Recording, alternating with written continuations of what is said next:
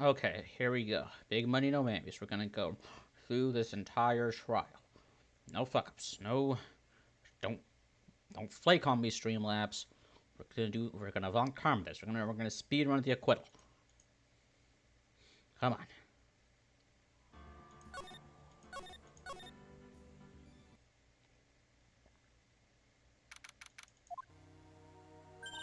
Good morning. How? Are you by yourself? Well, yeah, Maya's still missing. Morning, Pearls. Mr. Nick, please tell me, what's going to happen to Mystic Maya? I'm sorry. We don't know yet. The investigation is still going on, so I wasn't allowed into the inner temple. Oh, I see. So was Sister Iris still trying to remove those trick locks on the training hall? No. She's a defendant in this case, so she can't be at the inner temple. She's required to be here in court. Then, how come she's not here in the defendant's lobby?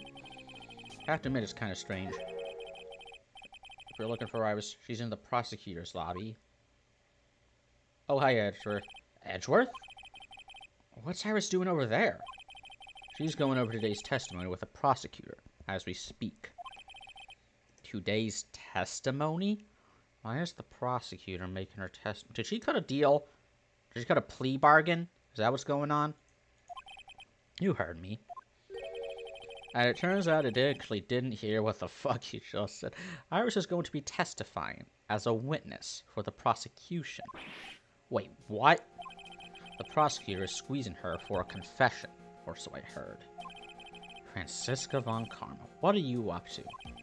I know what you're thinking, but Franziska isn't going to be the prosecutor today. Don't say it's you, don't say it's you, don't say it's you. Then who is? Who else would it be but Godot? Oh, thank God. Godot? Franziska's engaged with some important work at the Sacred Cavern. The Sacred Cavern?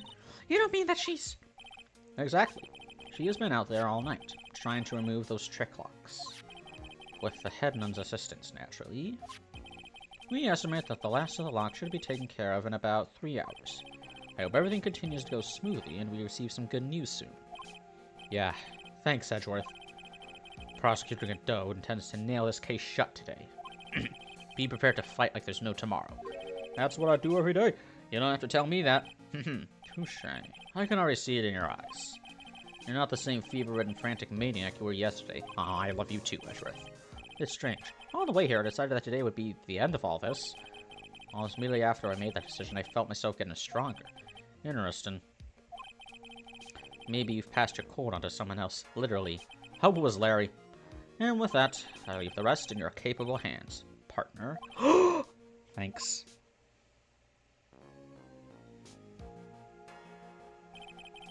I still don't have answers for most of the riddles plaguing this case.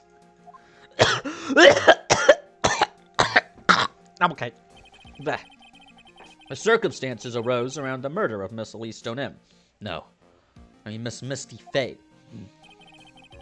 The impossible flight Larry claims to have seen. I still think that... No, can't be upside down. And what that woman is really after.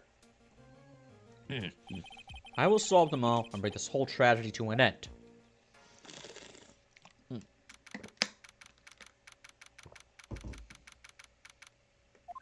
You now want to know what's happening in courtroom number 6. Mambo number 7. Court is now in session for the trial of Iris in Hazakura Temple. Oh, how I've missed voicing you. Your Honor, what are you... Who, me? Well, my little brother came to visit me in my chambers earlier this morning. All of a sudden, in the blink of an eye, he developed a scorching fever and fainted. Therefore, I'll be standing in for him. I see, Your Honor. So they're brothers. That explains a lot. My poor brother. He looked a bit pale, not to mention sad that he couldn't be here.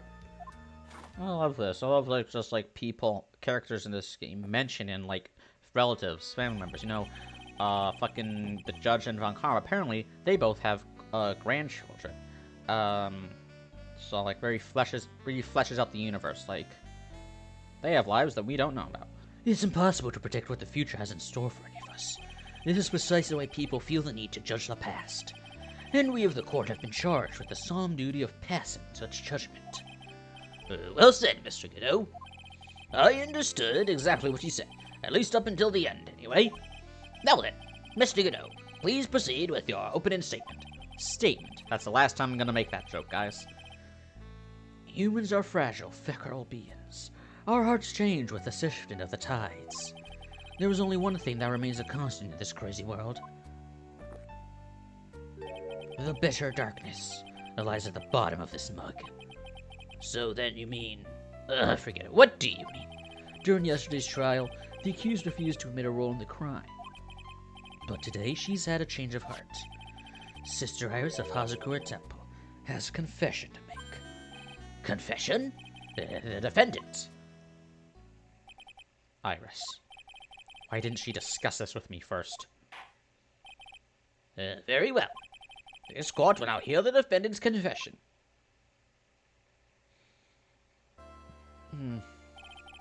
Upon meeting a beautiful lady, always ask for her name and profession.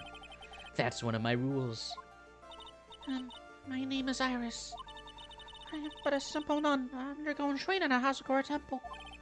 Witness, is there something that you want to confess to? Yes. But first, I want to apologize to Mr. Wright. I can't continue lying to everyone anymore. It's alright. What is it? Mr. Wright, I have to admit that I did play a part in this terrible incident. Are you actually confessing? Are you saying that you were the one who admitted Miss Elise to... Sorry, got a phlegm. Hairball. No, I'm not, Your Honor. Oh, thank the Lord. But I did deal with the cover-up after the murder took place. After her spirit left, I took the lifeless shell of Mystic Elise and carried it to the Hazakura Temple courtyard, where I desecrated it. What?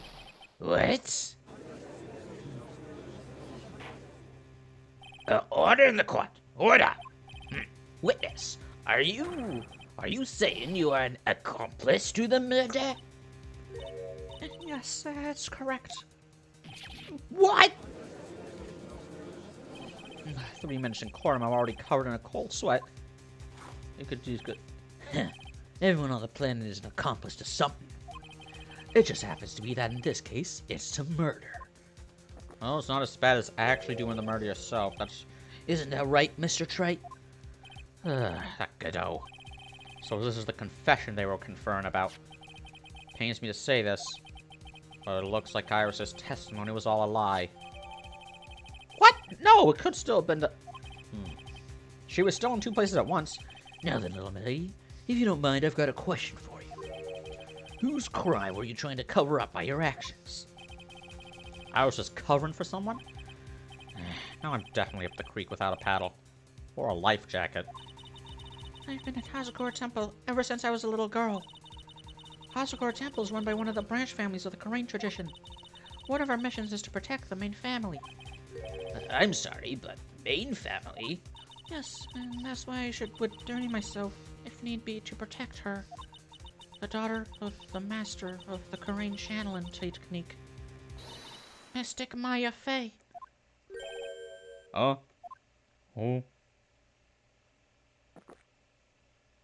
Are we sure Maya's not gonna become the suspect, like, in the middle of this trial? It's in 3 parts. I saw the strategy guide. Wake up and smell the coffee, Trite. She's naming... Maya?! Order in the court. So, not only did you witness the murder, you know the name of the murderer. I'm terribly sorry, but it's true. I saw her commit the crime with my very own eyes. And then I cleaned up the area to try to protect her. I knew it. She is gonna be the Nexus. That's ridiculous. Maya, you could never do such a... What's it called when someone is on trial, but, like, they aren't present? Cause, like, that's what's happening with Maya. She did get framed for murder 3 times in this trilogy. Now, witness, let's hear your testimony. What exactly happened on the night of the crime? Yes, Your Honor. I thought I was prepared for the unexpected, but I never imagined the case will end up going in this direction. I really think she's gonna end up like a wolf in sheep's clothing, just like her sister, and I'm praying that I'm wrong. Don't Please let me be wrong. I went to the inner temple that night, and I saw it all happen in the garden. I saw Mystic Elise strike Mystic Maya with her staff. While Mystic Maya was still stumbling, Mystic Elise moved in to deliver a fatal strike. Mystic Maya tried desperately to defend herself and stole the weapon. It was only in self-defense. You can't blame her for it. So it was in self-defense. Yes, Mystic Elise was the one who attacked first. That's why I tried my best to protect Mystic Maya. You moved the victim's body to the temple so that Maya wouldn't be suspected. Isn't that right? Not bad. You've got the instincts of a true criminal. Something's not quite right. I'm sure it was established yesterday that Iris never went to the inner temple that night, and that the person who did go was that woman. Iris even admitted it. Now then, Mr. Wright, please proceed with your cross-examination. I have no counsel this time. I'm going it alone. I went to the inner temple that night, and I saw it all happen in the garden. Sister Iris, your testimony has changed quite a bit since yesterday. You stated yesterday that on the night of the murder, you didn't go to the inner temple. Did she now? Too bad for you what she said yesterday doesn't mean much today. By the way, where were you when she claimed that she didn't go? It was in the inner temple's training hall. A private conversation between the two of you does not constitute testimony. That would be properly described as hearsay. Oh, that's a kind of evidence. What do you have to say, witness? I just couldn't tell the truth at that time. Mystic Maya, she's your girlfriend, isn't she? I didn't want to be the one to break it to you that I saw her commit murder. There. We all understand how difficult this is for you. Now then, let's continue with the testimony. What did you witness in the temple garden? Well, Your Honor, I saw Mystic Elise strike Mystic Maya with her staff. You're saying that the victim attacked Maya. I mean Miss Faye? Yes, it was a truly frightening scene. Mystic Maya was struck hard on the head and looked like she was going to collapse. What were you doing at that time? Why didn't you stop them from fighting? I'm terribly sorry, Mr. Wright. I was frightened. I couldn't move. I couldn't even speak. I was in such shock. That's perfectly understandable, my dear. That doesn't sound right. I don't believe this testimony for a minute. What happened after that? While Mystic Maya was still stumbling, Mystic Elise moved in to deliver a fatal strike. She moved in to deliver a fatal strike?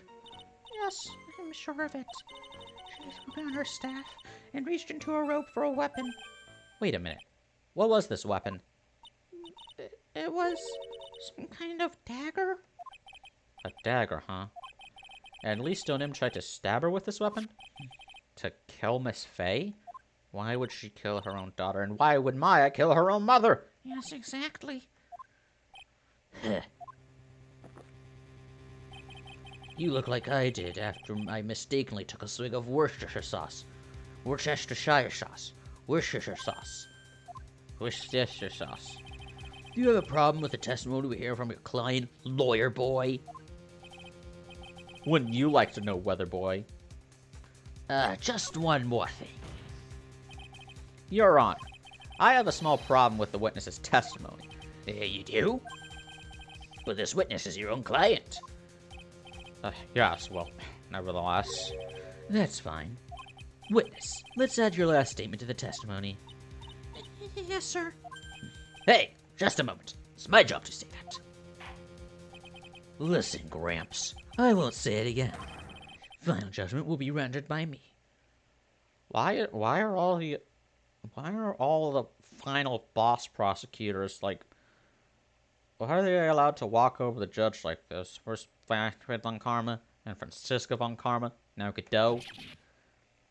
You really need to get fired, bro. Okay, now let's continue. She threw her staff away and pulled a dagger from inside her robe. She threw her staff away? Mystic Elise was trying to kill Mystic Maya.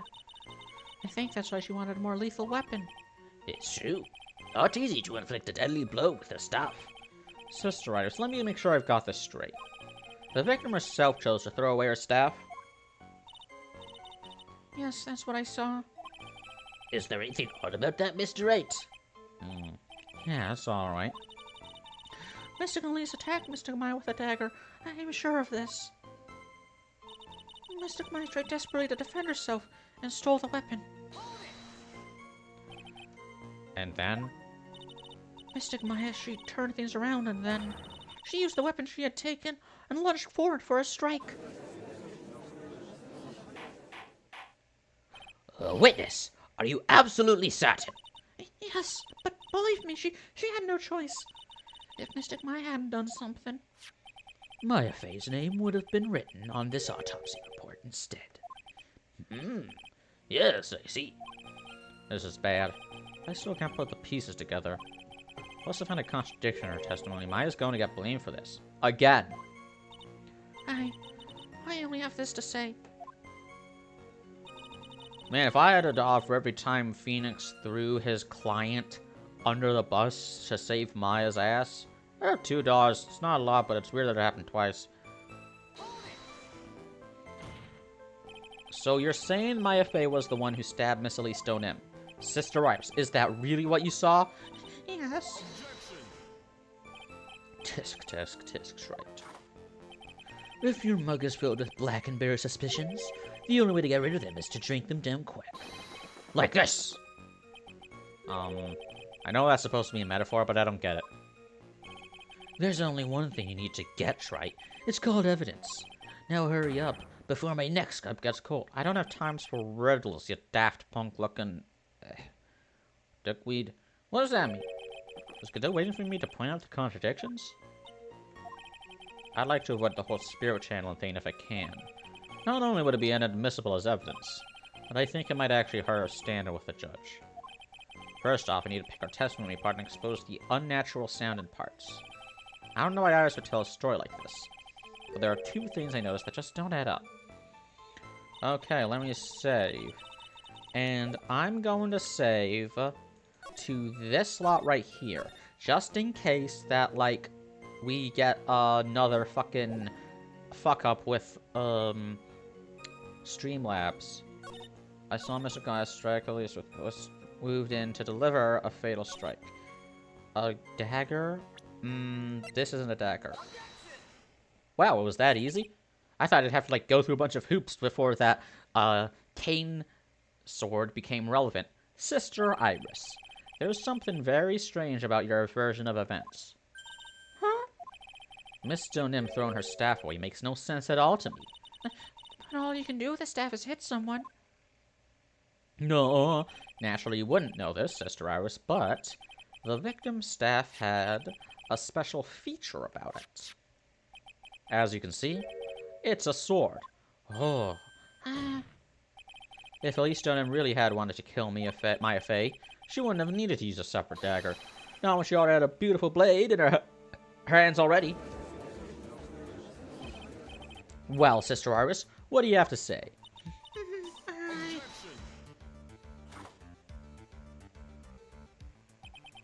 That was an impressive bit of investigation, Wright. I never would have thought there was a sword hidden by that staff. But even so, how should I put this? A lawn sword is unwieldy, and thus quite ineffective in close quarters combat. Yeah, well, maybe if you're not good at using swords. Sounds like a skill issue to me. Maybe that's why she chose her dagger over her blade. Well, was there a dagger on her person? Anyway, the type of weapon she chose to use isn't what's important. Then again, that doesn't matter if she had a dagger or not, because dagger could just be thrown into the rapids. The important thing is that she tried to kill Maya Fey. As long as there's nothing strange about that, there's no problem with her testimony. But there was something strange about this whole testimony. Well, Mr. Wright, the prosecution has a point. Very well, Your Honor. The defense will now present evidence to back its argument. Mr. Wright! I have here another piece of evidence that shows that this testimony can't be trusted. because Mr. Lee Stonium would never attempt to take the life of Maya Fey. She is found in the profiles. Lee Stonium, Maya's mother. She's Maya's mom. Elise Stonium would never have attacked Maya Fey. How can you be so sure? Because the victim's real name was not Elise Stonium. Her real name was Misty Fey. Elise Stonium. Elise Pseudonym. Elise Pseudonym. I don't know. Her Misty Fey. Faye? Ah! No! Not Misty Fey. Who is this Misty Faye? Is she related to... Misty Fey is the master of the Crane Channel technique. She is also the mother of Maya Fey. Are you serious? Is it really true, Mr. Wright? Was Elise Stonium actually the great mystic Misty? There's no doubt about it. Looks like Iris had no idea. I can hardly believe it. The idea that she would try to kill her only daughter, one she hadn't seen in 17 years. Perhaps the prosecution can offer some explanation for why she would do such a thing.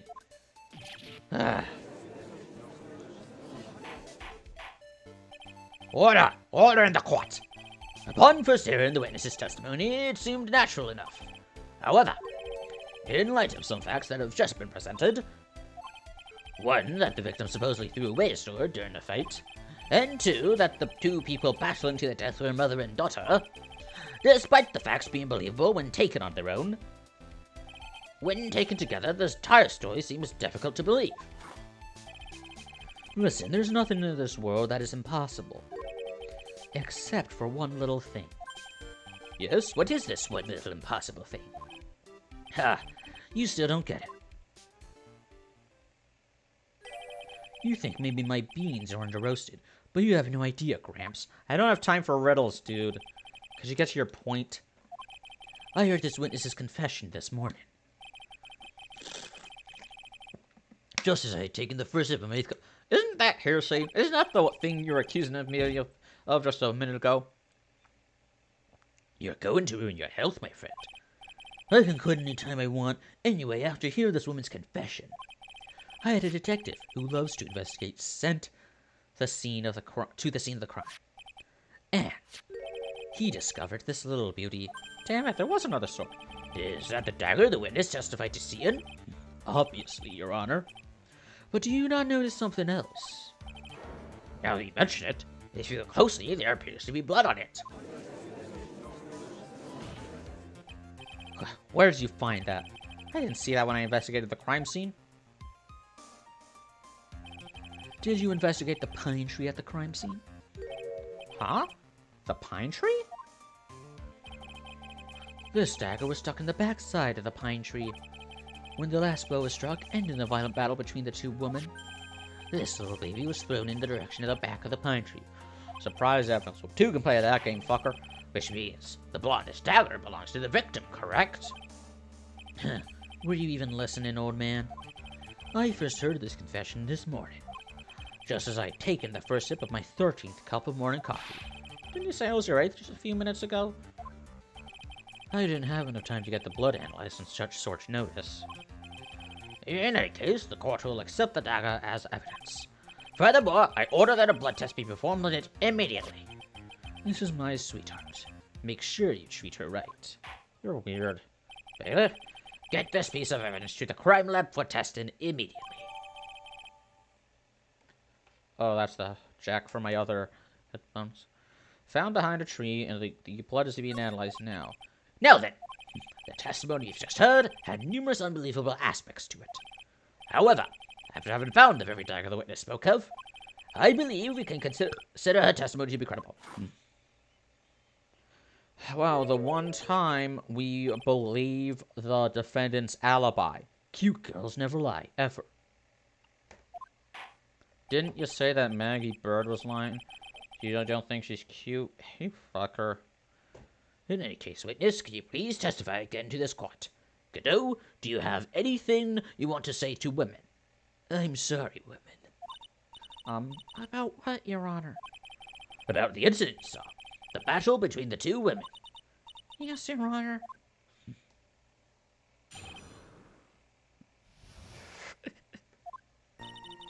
Mystic Maya stumbled briefly after being hit over the head with a staff. But then she dogged Mystic Elise's next attack and stole her weapon. Suddenly, Mystic Elise was the one on the defensive, with her back to the stone lantern.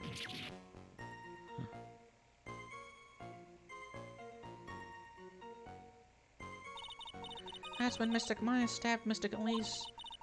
Mystic Elise managed to fling the light away, but then she collapsed. That was a very heartbreaking story. I don't know if there were any bad feelings between them, but it had been 17 years since Mystic Misty's disappearance. Perhaps they simply didn't recognize each other anymore. That seems reasonable. Or you just accepting all of our assumptions as fact? Never do that with me. Yes, well, I hate you, Phoenix. Now then, Mr. Wright, proceed with your cross-examination.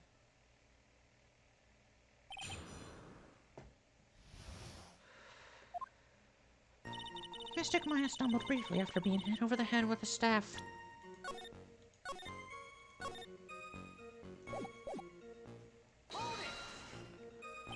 Iris, where were you standing when you witnessed all this? What do you mean? Well, if either of them had noticed you, they may not have continued their battle. I wonder if that's true. The two of them, they were standing near the garden stone lantern.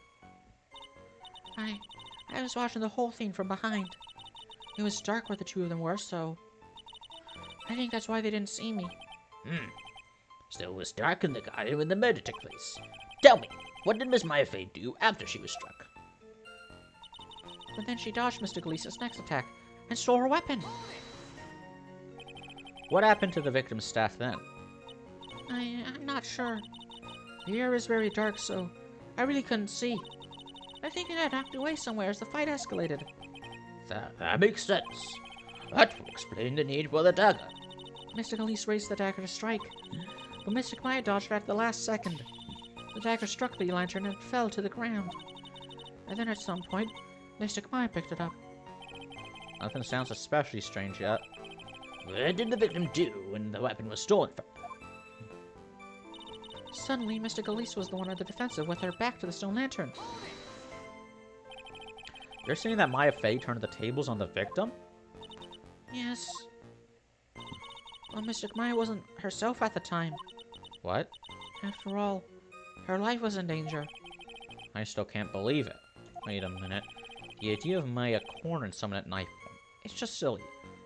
Maybe she was being possessed? But I don't think possession is an acceptable excuse.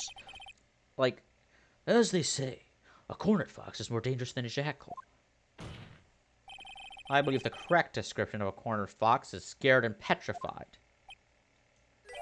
Your animal analogies have grown tiresome. You were the one who started it! Well, I'm finishing it. Anyway, so, after Maya Fey backed the victim into the stone lantern, what happened next? That's when Mystic Maya stabbed at Mystic Elise. Are you absolutely certain that's what you saw? Yes, I'm almost certain. Almost? The garden was dark. I couldn't really tell who was who. What did she just say? So in other words, it could have been someone else entirely. We know that Maya Fey was at the inner temple that night, and that the woman that was killed was Elise Stone. Isn't it fairly obvious who attacked who? Gah. I don't have anything to counter that yet. Well then, witness, please continue with your testimony. Yes, Your Honor. The two of them faced each other for a moment. Then Mystic Maya rushed straight into Mystic Elise. Then Mystic Elise doubled over and fell to the ground. So she was stabbed in the stomach, huh? Yes. Mystic Elise managed to fling the knife away, but then she collapsed. Where did that dagger go? I have no idea. It was dark and I couldn't see. According to the data detective who found the dagger, it was stuck into the pine tree in the garden. Most likely it was flung towards the tree after the struggle. That is the most likely explanation, yes. After being stabbed in the stomach, did the victim collapse right away? Now that I think of it, she seemed to stare at Mystic Maya for a while. And Mystic Maya stood there not moving an inch. I felt for a moment like time had just stopped. But then suddenly, as if the spell had worn off, Mystic Elise fell over. Seems like a reasonable story at first, but there's one thing that is completely impossible. The very idea of Maya stabbing someone. That alone is impossible, which means this faulty testimony must contain another contradiction in it somewhere. Who are you defending, Iris or Maya? Stumbled briefly after being hit over the head with a staff. Then she dodged Mystic Elise's next attack and stole her weapon. Suddenly, Mystic Elise was the one on the defensive with her back to Stone Lantern. She stabbed Elise, flinging the knife away. Would that have been possible? The idea of Maya stabbing someone.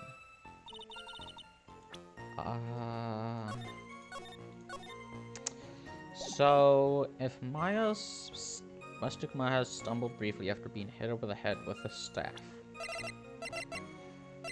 Weather data, victim staff, burnt letter. Wait. Found behind a tree.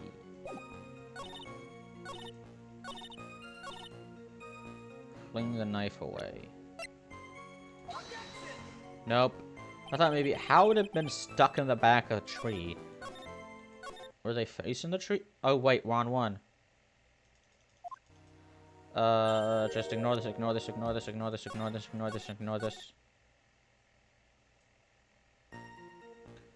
Being hit over the head with a staff. She dodged Mystic Elise's attack. Wait a minute. Let's look at that autopsy report. Stab in the back! Oh!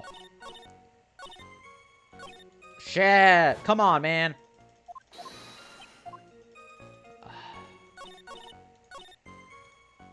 Objection, Your Honor. Something about you just isn't right today, Iris. Huh? Until now, I didn't think you were the type to make such a careless mistake. However, the testimony you just gave contains quite a few contradictions. What do you mean? What's so wrong about my testimony? According to you, Maya face stabbed the victim while she had her back to the Stone Lantern, correct? Yes, that's right. But in that case, the victim would have been stabbed in the stomach, right? Yes, I think so. But, according to the autopsy report, the cause of death was due to blood loss from a stab wound in her back.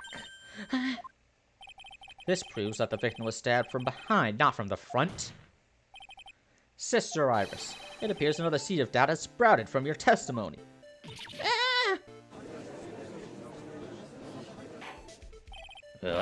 What is the meaning of this, Mr. Wright?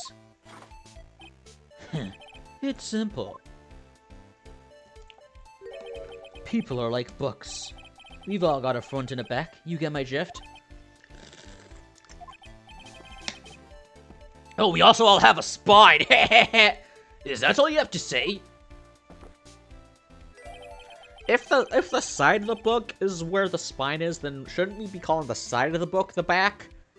And like, well, I guess what the individual pages would be, the rib cage. I don't fucking know. I can also say that darkness loves to play with the human mind.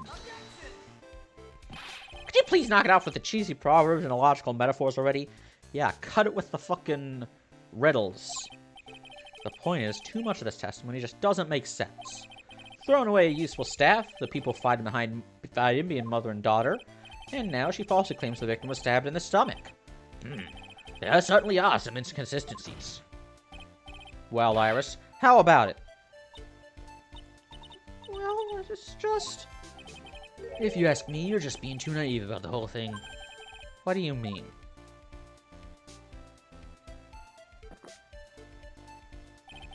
There are 253 distinct types of bitterness in coffee, but to pick out each one requires a total concentration and the use of all the senses. Were you really concentrating on what this witness actually said? Prosecutor Gazoo, explain yourself. The witness was quite unambiguous about her own ambiguities when she said that the garden was dark and she couldn't see clearly. Oh, wait, I have evidence that she was facing... A human needs one thing to see clearly, and that is light. Light. Well, we also need eyes. By the way, did you know Hazakura has ruled that on nights when an acolyte is at the inner temple training, the stone lantern in the garden must be kept lit. I didn't wonder what that stone lantern was there for.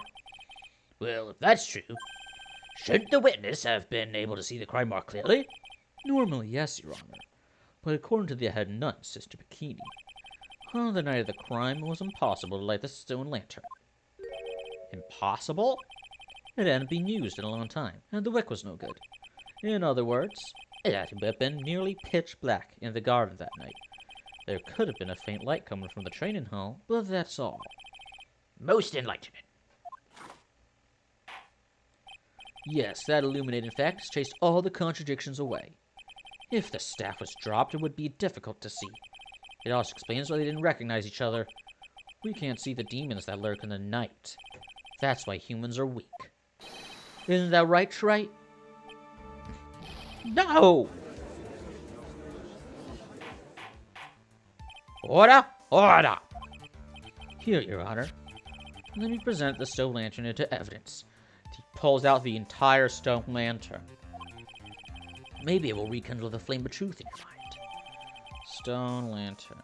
Yeah, but look at the Maya. Why is the judge just sitting there with that look on his face? What's wrong, Your Honor? Was that flame too hot? This lantern. There's something written on it. Why, it's written in blood. Oh, boy. So the judge didn't know about that yet. Written in blood. Oh, right, he can't see red. It says Mida upside down. What the? Oh, yes, that's right. After being cornered and then stabbed by Mystic Maya, Mystic Elise didn't fall down right away. She must have been writing that on the stone lantern behind her. With the blood that was draining out of her body.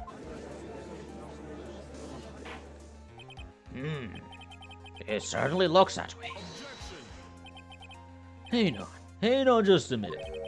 What are you all talking about? What do you mean, what are y'all talking about? We're talking about the message written in blood. Nonsense. This lantern, it's as clean as a whistle. Could it be? He can't see the bloody writing at all.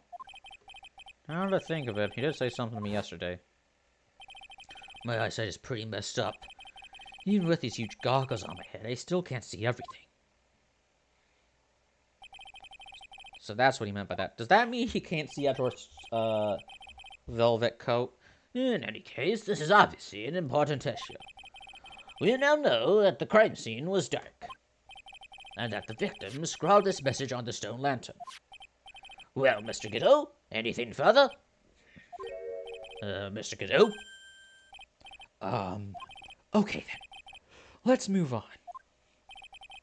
Godot's literally shaking, and somehow I don't think it's from caffeine overdose.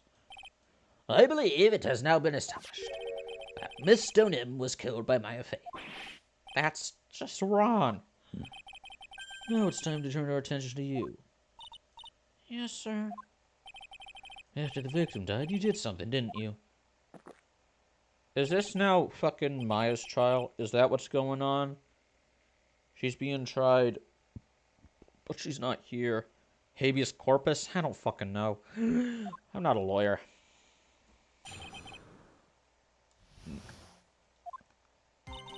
After Mystic Elise died, I called out to Mystic Maya. I thought it was my duty to protect the future master of the Korean tradition, so I removed the body from the inner temple by myself. I dragged it behind me all the way across Dusky Bridge. Then I used the snowmobile to carry it back to Hazakura Temple, and...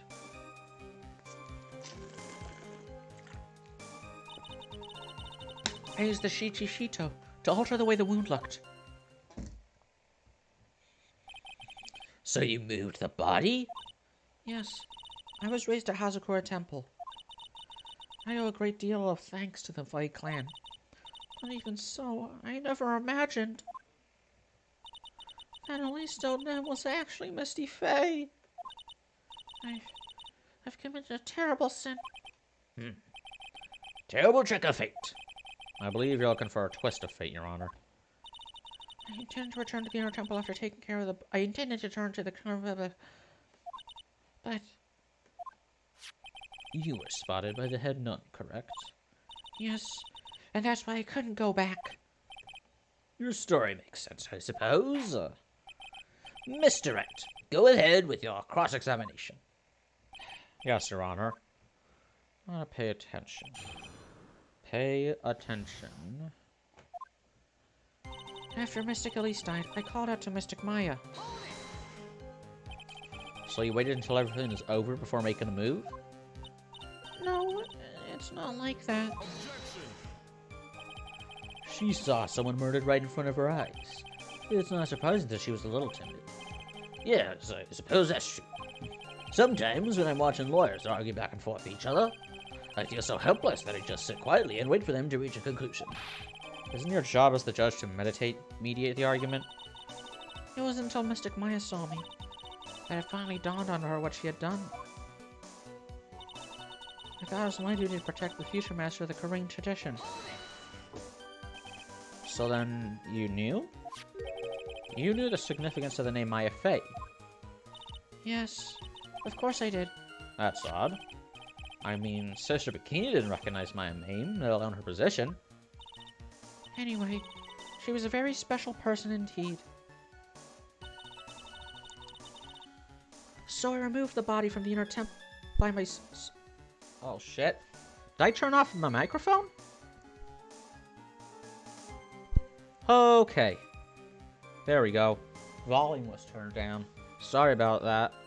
I removed the body from the inner temple by myself.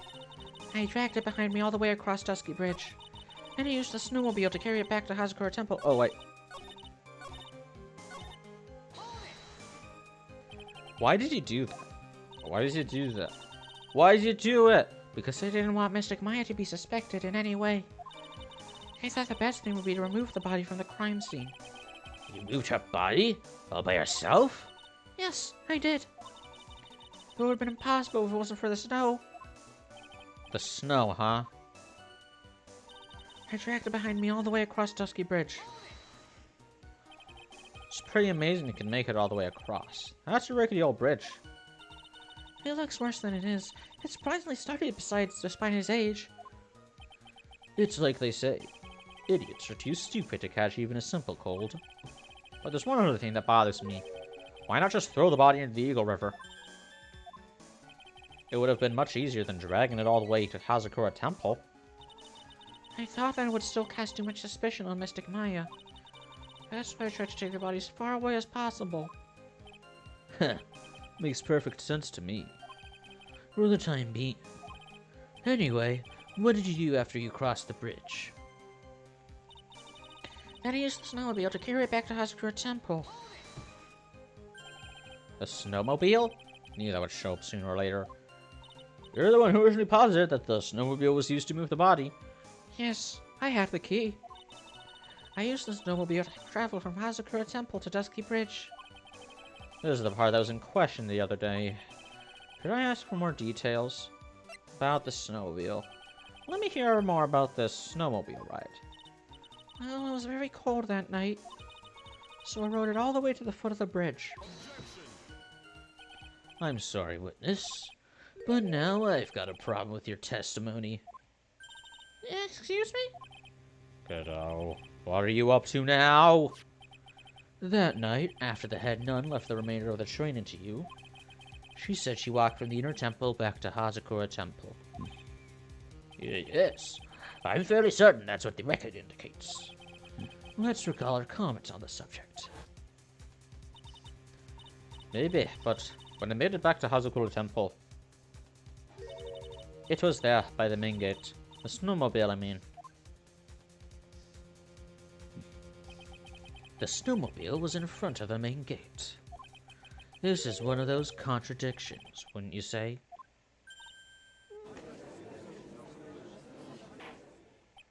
Order!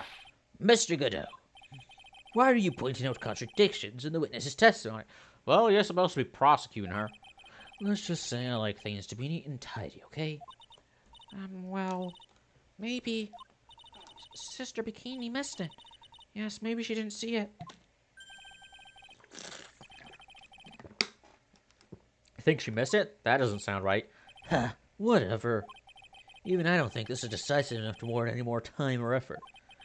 It's just, you better be careful in your testimony. That's all I wanted to say. A smart little cookie like you shouldn't have any trouble understanding that. Yes, sir. What was that all about? Why would you don't want to give me a hint? Very well then. Let's continue with the testimony. So you transported the body by snowmobile all the way to the Hazakura Temple courtyard? Yes, I thought that way Mystic Maya would never be suspected. That's what I thought anyway. And then I used the Shichishito to alter the way the wound looked. Is that what you were doing when Sister Bikini saw you? Yes, that's right. She probably thought the worst. Probably? More like definitely. I see. Hey, wait a minute. Huh. Chinese characters. Not Chinese, Japanese characters. So Sister Bikini mistakenly thought you were the one that murdered Miss Stodem. Oh, heaven forbid. I'm so sorry. Please forgive me. It's my fault that this case has gotten so confusing. It was confusing from the start. I'm used to this. Oh no. I don't want to believe it. But I don't think my logic is failing me. I was just trying to pin the murder on Maya. But why would she want to do that? Hey, it's a dog-eat-dog world, man. There's only one reason I can think of. She's the real killer. After Mystic Elise died, I called out to Mystic Maya. I thought it was my duty. I moved the body from the inner temple myself. Dragged it all the way to the body from the inner temple. Wouldn't there have been a blood trail? No, wait. Dragged it all behind me way across Dusky Bridge. Used it to snowmobile. Shishito to alter the way the wound looked. It has that's why it has your fingerprints on it. That's why it has the victim's blood on it. But wouldn't... Let me think. Oh, right, I didn't press her about the other thing. The snowmobile? The tracks. If you really did move or modify a snowmobile, then there should be tracks left in the snow, right?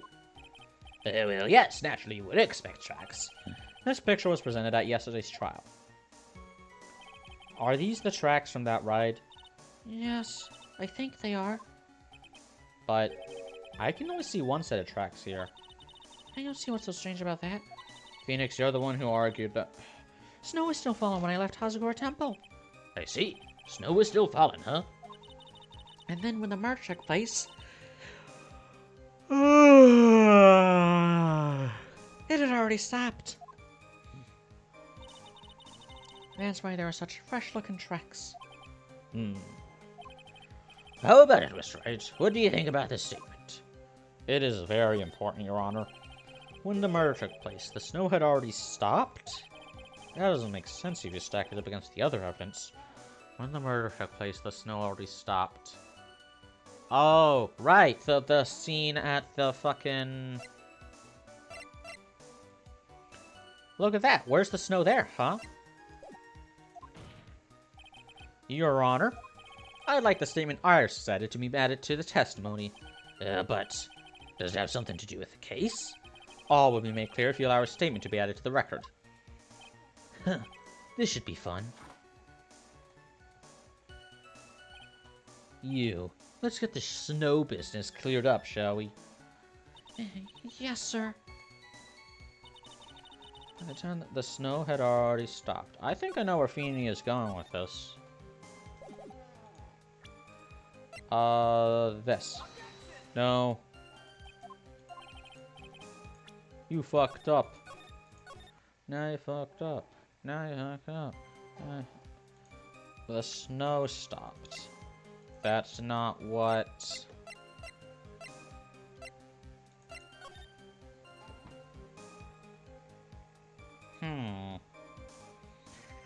We now know that the body was moved there, so the murder didn't happen there. So... that means there... Well, yeah, of course there wouldn't be... Oh, yeah, the fact that there's no snow on her is how we know that the body was moved in the first place. But what about... there was no snow on this? No. Oh, maybe I have to press her. I don't fucking know.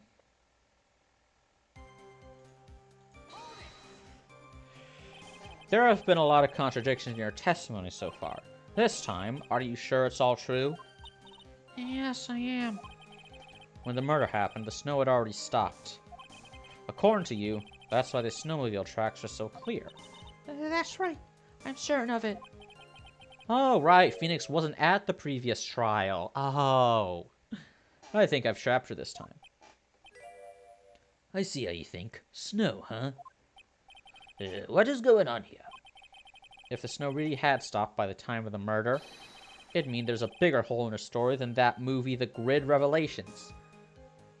The Matrix?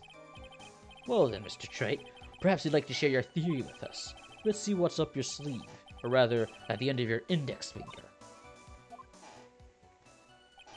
I don't want to believe it, but I don't think my logic is failing me.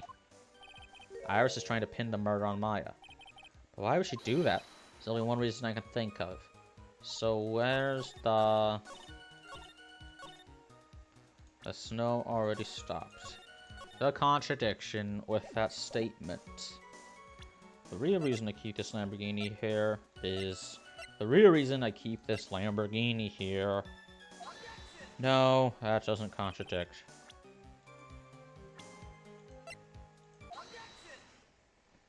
This makes no sense. You claim that the snow had already stopped when the murder occurred. But I'm sorry, Iris. That just isn't possible. What? This is the weather data from the night of the murder. According to this, the snow didn't stop until 10:50 p.m. But you couldn't have crossed Dusky Bridge at that time. Why do you say that? Because 5 minutes before the snow stopped, Dusky Bridge was struck by lightning and it caught on fire. What did you say? The bridge, it was on fire? You don't mean to say you didn't know about it? It is because of that lightning strike that the bridge burned down. Oh. But it can't be. Looks like you still haven't figured it out. No matter how hard you try to deceive or conceal the truth, you can't pull the wool over the eyes of the real defense attorney.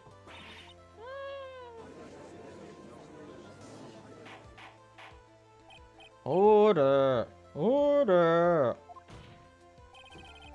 The bridge was already on fire when the incident took place. That's right, the urine temple was totally cut off from the outside world.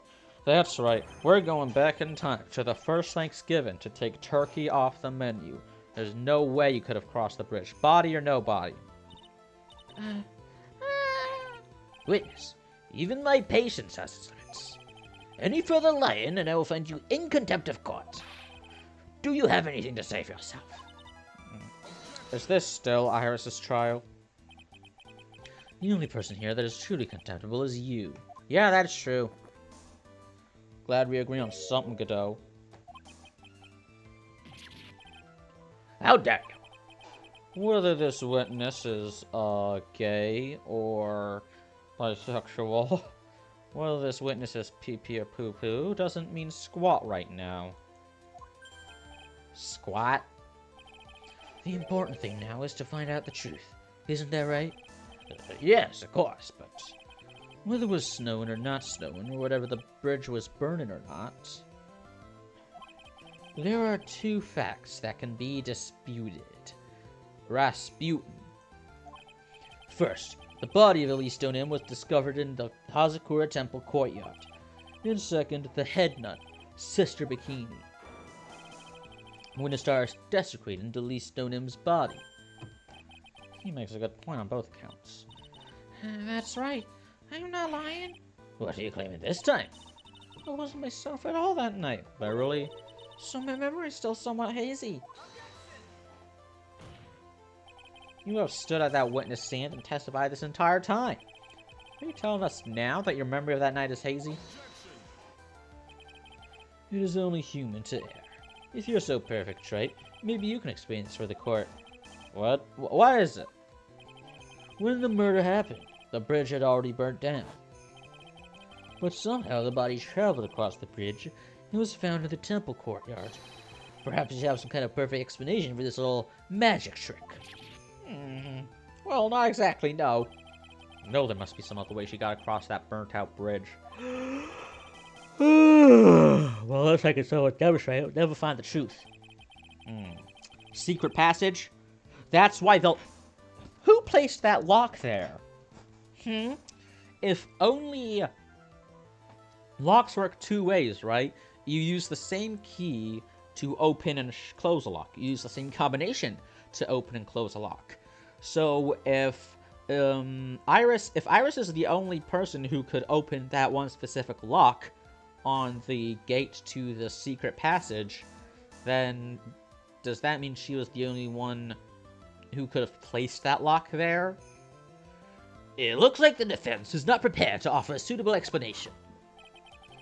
You see what I mean? In other words, you're in no position to suggest that this lady's testimony isn't the truth. Gah! All right then, witness, let's hear your testimony once more. About what, Your Honor? You've admitted that you've moved the victim's body. Nevertheless, your prior testimony contained a rather large inconsistency. Please add an explanation for that to your testimony. Yes, Your Honor. Will this be our final testimony? Hope so. I want another witness. I want to move this along, boys. Other than walking over the bridge, there's no way to move the body. So I must have just gotten confused, I guess. Was the snow still falling or had it stopped? Does it really matter that much? Or are you saying that there was a way to cross a burning bridge? Oh, I got you now. So it's just a misunderstanding, I see. This is a photo of Dusky Bridge after it burned down from the lightning blast. It was taken on the morning after the incident. Wow. No way over that? It certainly was burnt to a crisp, and even one of the suspensions wires snapped. It's amazing the whole bridge didn't fall.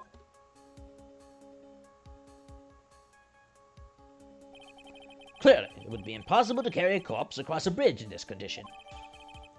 Oh, I got her now, man. Unless I do something to discredit this testimony, it's going to be deemed as the truth. And Maya will be accused of murder. Right. I'm only going to say it one more time. It is only human to err. And only humans can spot the errors of our ways. The more sense he makes, the less sense he makes. All right, Mr. Wright. Please begin your final cross-examination.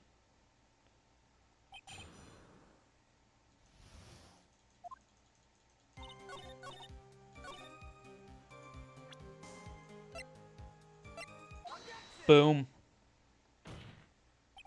A dead body flying over a burning bridge. I wouldn't exactly rule out the possibility. What? You're saying it's possible? Don't make me laugh. The only thing that's possible with your claim is that's being pulled out of your ass. I don't know about that. In any case, we have a witness who did see it happen. Preposterous! Oh boy, the judge wasn't here for this either. He's just... Who is it? Who is this witness? Can't chicken out here. Gotta keep on the attack and go, go, go. Miss Elise Stonem's brilliant and highly gifted apprentice, Laurie Stonem. Brilliant? Highly gifted? Apprentice? Psycho Manus? Remember what he said in his testimony. No! Because neither the prosecution nor the judge were here during that. That night, he was at the Mountain Shack, Heavenly Hall, and that's when he witnessed the event. I think you've all seen this sketch before.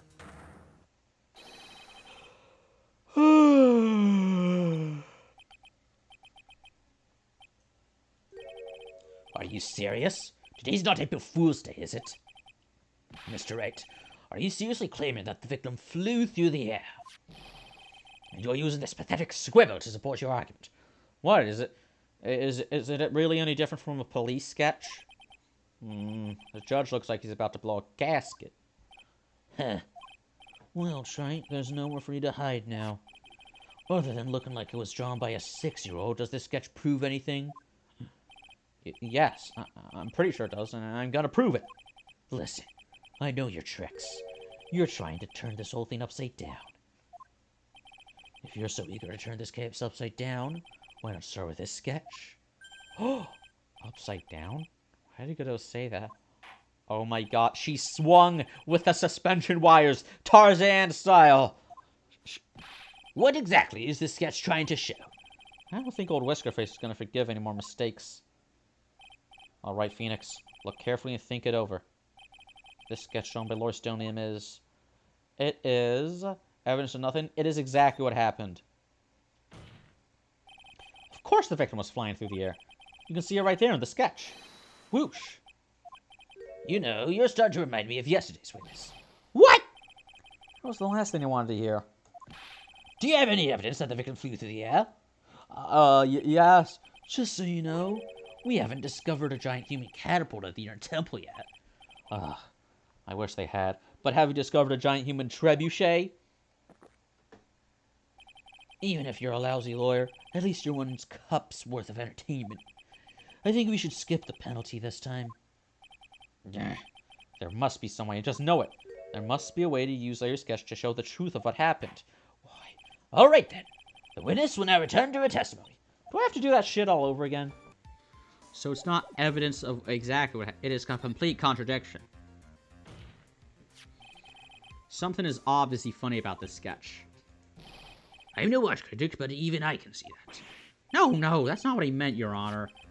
Maurice Stoneham stated it over and over, that this sketch was exactly as he saw it. However, if we were to believe his testimony, then the sketch contradicts reality as we know it. It contradicts reality? Huh. This is getting interesting. Looks like you're back to that finger-pointing thing again. Okay, Shrike. So what exactly contradicts reality as we know it? These wires. It's this wire connected to the bridge. That's why the flame goes in both directions, because Larry was seeing it from a top-down perspective, or I guess down-top perspective. You know, there are 4 wires that are like extend flat, parallel to the bridge. So that's what he saw. Those weren't the wires that was hanging the bridge. Those were the wires that was supporting the bridge. Huh. Is that the thing that contradicts reality? It is indeed. I was right all along. It was upside down. Then show us the reality it supposedly conflicts with. Show us something that will point out how the sketch contradicts reality. Yeah. Boom. That's a photo of Dusky Bridge, correct? Yes. Now compare the sketch and the photo for a minute. 1 minute later. In the sketch, the wires appear to be above the guard wires. Oh, I thought that was just a piss-poor attempt at drawing the bridge. But no, he drew the guard wires. But on the actual Dusky Bridge, Jumpin' Jehoshaphat! the wires are below the guard wires. Oh!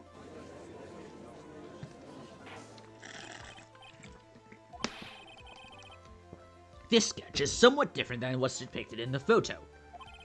However, isn't it likely that the artist just saw it wrong? Yes. Or perhaps you just drew it wrong. Either way, sounds like you're just wrong. With someone like Loris, I admit a mistake is a definite possibility. But then that begs the question, why did he make a mistake? What was the reason? Are you saying you know the answer to that? Listen, think back, alright?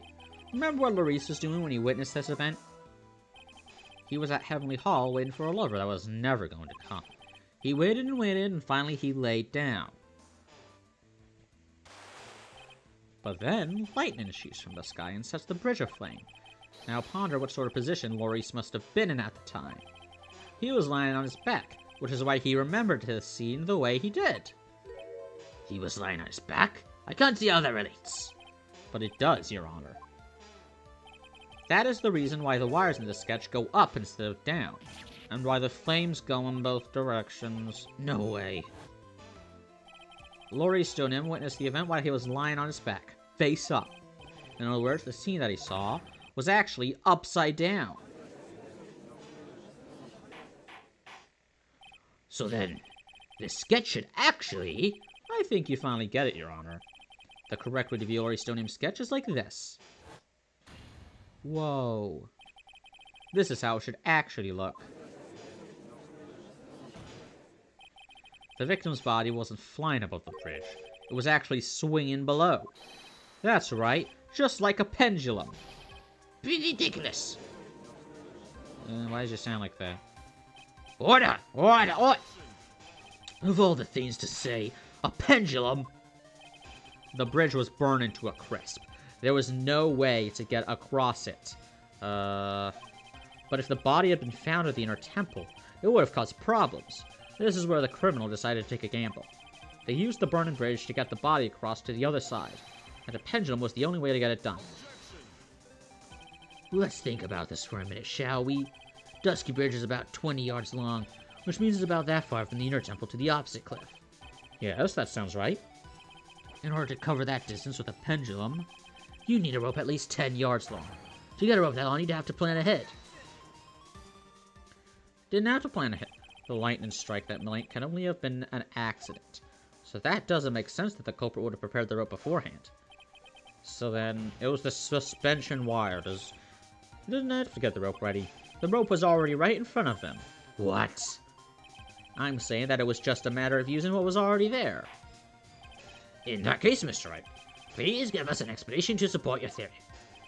What makes you think the criminal had the rope on hand to create a pendulum? And the meaning of this is, if you want to know where the rope came from, it's hanging right there in front of your glorious beers. Ah, this is one of the wires from the bridge. When the lightning struck the bridge and set it on fire, one of the suspension wires came loose from its anchor. The criminal didn't have any time to waste, so they tied the wire around Elise Stoneham's body. Oh my god.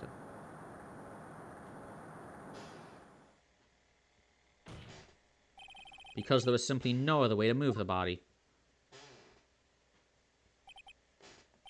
Huh.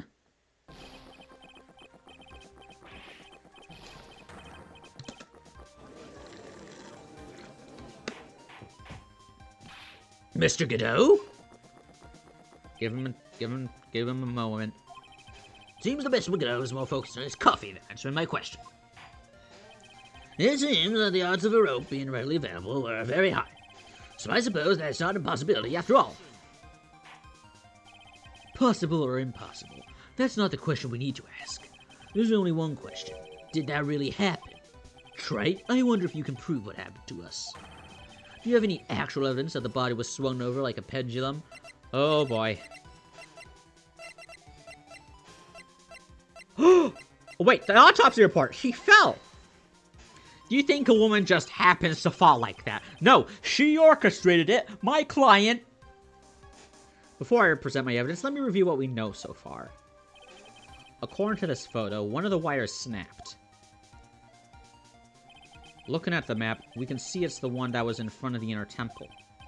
So, then, that was the spot where the criminal... Yes, precisely. Now, let us consider the body's movement by looking at the overhead map again. Ah, shit. I just got to write something down. If the body was pushed from this point here, it would drop on the opposite bank at approximately this point. Did you say drop? Well, they must have failed to catch the body on the other bank. What? What makes you think something like that happened? Because I have evidence that suggests her body dropped some distance. What kind of evidence? Take a look at this motherfucking autopsy report. It says here that her body fell about 10 feet after her death. 10 feet, huh? That's most likely the height difference between the two sides. The body overspun due to forward momentum, but they came loose at about and fell about 10 feet. And then, as a result of the landing impact, this crystal sphere was knocked loose. Yes, this bloodstained amethyst crystal. It's the one that came off of Miss Celestial Nim's staff. And even more important is the place where this crystal sphere was found. Indeed. I believe it's already marked on this overhead map. The crystal was found... Precisely, Your Honor.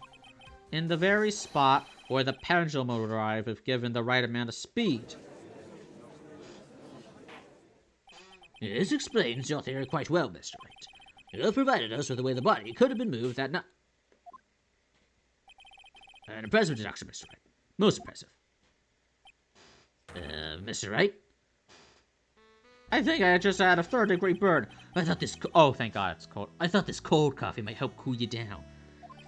Phoenix is bisexual, so he only drinks iced coffee. That's a stereotype. I'm sorry. What is the meaning of this, Mr. Godot?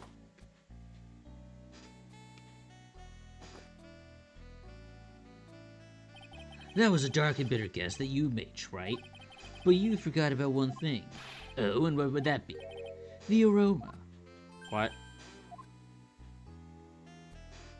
A coffee's most reliable accomplice is its deep and profound aroma. Stop talking in riddles. The rest of the court doesn't speak coffee-nese. Can you elaborate a bit more? If the criminal had sent the body to the other side, like you say, then naturally there must have been an accomplice lying in wait to catch it. An accomplice? The criminal wasn't able to cross Dusky Bridge. So who collected the body? What do you have to say about that, Wright? Mr. Godot is correct. This can't be the work of a single person. Oh my God. Oh my God. Oh my God. Oh my God. Oh my God. Oh my God. Oh my God. It was... Okay. So, gonna call it now. Fucking... Iris. I still believe she was an accomplice because Cyclops didn't activate, and I don't see how, like, there could be some kind of loophole, like, well, I didn't kill, Misty Faye with my own two hands, but blah, blah, blah, like the way there was with Matt on guard. So I'm assuming that the real killer is Dahlia Hawthorne, who was possessing Pearl Faye's body. Or, no, Maya Faye's body. But, like, listen, Iris was on the Hazakura Temple side. Dahlia was on the Inner Temple side. And that's how it happened. She wasn't the accomplice. She would do anything for her dear sister. Well, Mr. Wright, do you know what you must do? Yes, Your Honor. The body couldn't have made it to Hazakura Temple without an accomplice. Very well, then. If you please, Mr. Wright. Who was the person that received the body on the Hazakura Temple site? Hazakura Temple site? Oh, shit. Well, it had to have been her. It can only be you, Sister Iris. But I don't see why you're so surprised. Yeah, you already confessed to being an accomplice. The only way to transport the body from Dusky Bridge is by snowmobile. But with her bad back, Sister Beauty could never pick up a body like that. You're the only one that could have managed it. Right, were you even listening to the witness's testimony? On the night of the crime, this little cutie pie was on cleanup duty in the inner temple garden after her mother-daughter bloodbath. I haven't forgotten, but have you, Mr. Godot? This witness was also seen at Hazakura Temple, desecrating the corpse of the victim. Strange indeed. It's almost as if, on that night, the defendant was in two different places at the same time. Sister Iris, let me ask you something. Why didn't you mention it when you first gave your testimony? mention what? The pendulum, of course. Using the sketch drawn by an eyewitness, I have established how the body was moved during the burnt-out bridge, using the burnt-out bridge. Which means it's now a fact this occurred, something you should have already known. No! I had no idea. I didn't know anything about a pendulum. But the body couldn't have been passed along to the other side without your help. So you should have known about it. And in fact, it'd be impossible for you to be clueless about this whole thing. Unless you're not really Iris to begin... What? How can you say that, Mr. Wright? What kind of nonsense is this? You're saying this witness isn't Iris of Hazakura Temple? Your client? Have we forgotten who you're defending, Phoenix? Are you serious, Mr. Trait? You mean this woman is... Oh my god. There's no one besides Iris that could have received the corpse that night. Now I get it. Now I know why I've been sick to my stomach this whole trial. Why her whole demeanor changed so suddenly from... Oh my god. Why she's trying to pin this murder on Maya. That woman's standing there at the witness stand. That's not your client! Her real name? You're the only one! I never thought I'd have to utter your name again. Let alone see you. It's been a long time. Dahlia Hawthorne. Hawthorne? Sister Iris had a twin sister. Now you're looking at her. Miss Dahlia Hawthorne. That name rings some bells. Distant bells, but bells nonetheless. Heh. It's just your imagination, Gramps. This file contains all the relevant data about Dahlia Hawthorne. Wait, is Iris channeling her sister? Oh god, this is gonna be crazy.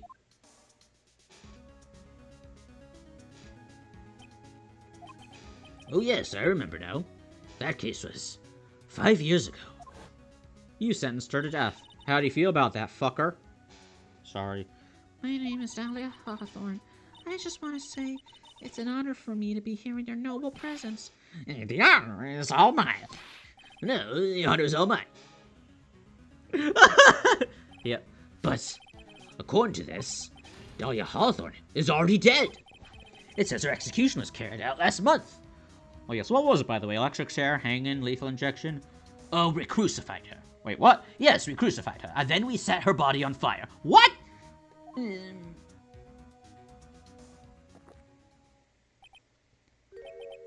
So, and then we took her still conscious burned body and lowered it into a pit of acid. What? Death has no meaning in this courtroom. What? Oh right, Godot is also back from the dead. Order! Wait a moment. How can you... My sister... She's already dead. What kind of... You of all people should already understand. After all, the blood of the master of the crane channel technique flows within that body. The crane channeling technique? Now where have you heard that? That's right. You're not Dahlia Hawthorne herself. You're the spirit of Dahlia, currently inhabiting the body of a spirit medium. Iris really was innocent. She was honest. What an exciting story. Exciting, but quite impossible. You're asking us to buy that Dahlia Hawthorne just happened to be channeled by something. You can imagine just happens to fall like that on the very night of the murder to a temple where her twin sister Iris was. Well, if you're going to put things that way, then yes. I mean, who else would she possess, right? We're supposed to believe a coincidence like that just happens. It's not a coincidence. Naturally, it was no coincidence. The whole thing was part of a plan from the very beginning. It's all written here, in these instruction manuals. Look at the enclosed instruction manual. Ah, what's that? These instructions were written by your mother, Morgan Fay. And part of the plan called for Dahlia Hawthorne to be channeled. That night, there were 2 irises at Hazakura Temple. The 2 of them? Even the time of the channeling was planned out. As soon as you hear the lights out bell, in other words, 10 p.m. However, Iris was seen before dinner time. That means the Iris that was at dinner was the real Iris. And the Iris who gave me this hood in the main hall was also the real Iris. Meaning that the Iris sister bikini saw at the inner temple was someone else dressed as her, namely one Dahlia Hawthorne. Do you even know what you're saying, Wright? This old channeling the spirit of Dahlia Hawthorne business. Yes, it's true that you found plans that talk about it. However, there's one thing that's perfectly clear. The witness currently standing in the witness stand is the real Iris. What?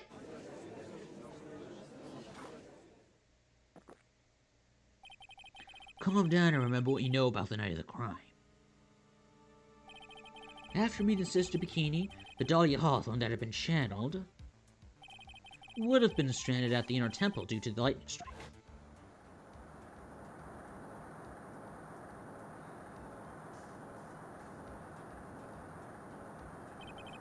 It was later that the body was moved by pendulum. That's right. Naturally, that would mean that the Iris that received the body was the real Iris. Are you with me so far? Yes. After being notified of what happened, the police came to Hazakura Temple's main hall. There they found Iris in a room and arrested her.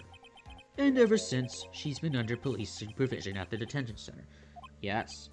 I suppose. I can't deny any of that. Hey, I'm not saying that that Iris was channeling her sister during the murder. Remember, she's not the only spirit. She wasn't the only spirit medium at the time.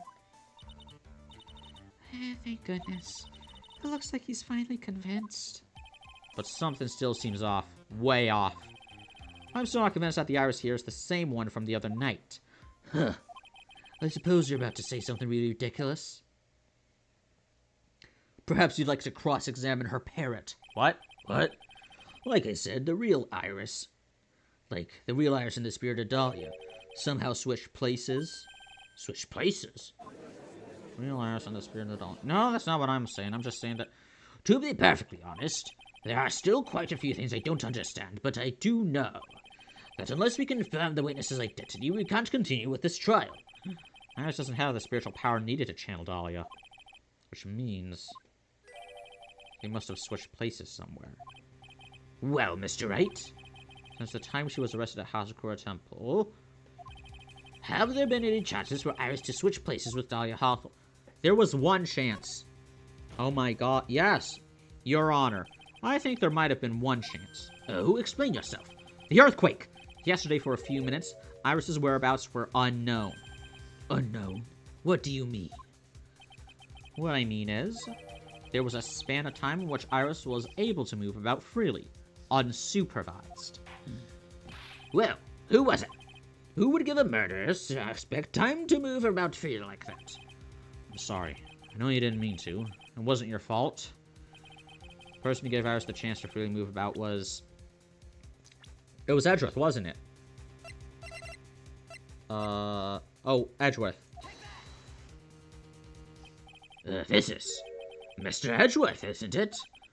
Your Honor, there was a fairly large earthquake yesterday, was there not? An earthquake? Earthquake! Oh my goodness. Oh my goodness! They're in a temple! This type of termite! Ooh-wee. How could I have? She fled. She escaped. We went to the inner temple right away. And it's true, ours is already there. However, they had already switched places by that point in time. When I arrived by the training hall, I was met by none other than Dahlia Hawthorne. That's quite enough already, Mr. Wright. Now see here. No judge in his right mind would consider the idea of spirit channeling. Be quiet. Ah. Fucking new. It's been a long time, Mr. Judge. That voice. Guess I'll have to ask again. Upon meeting a beautiful lady, always ask for her name and profession. That's one of my rules. Dahlia Hawthorne. My current profession? Permanently retired. Ha. So you're not going to bother hiding your identity anymore, huh? Why should I? After all, I'm dead. There's really nothing you can do to punish me. What is going on here? Dahlia Hawthorne. I never thought we'd meet again. And I never thought we'd meet like this. So who's that? Is that Maya, Pearl, or Iris? That's channeling. But this time I'll end it. For her and myself. Oh boy, this is getting intense.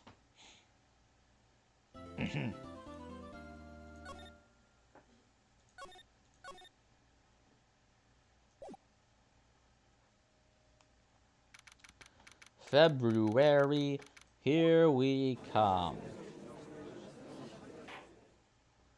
Now then, let's continue to where we left off, shall we? Well, witness? Yes, how can I help you, Mr. Judge? Well, it seems that if we are to learn the truth, we'll need to hear your testimony. I have no problem with that. When you've seen what I have, sometimes the truth is better left unknown. In any case, let's hear your testimony. Tell us about the plan that was carried out that night.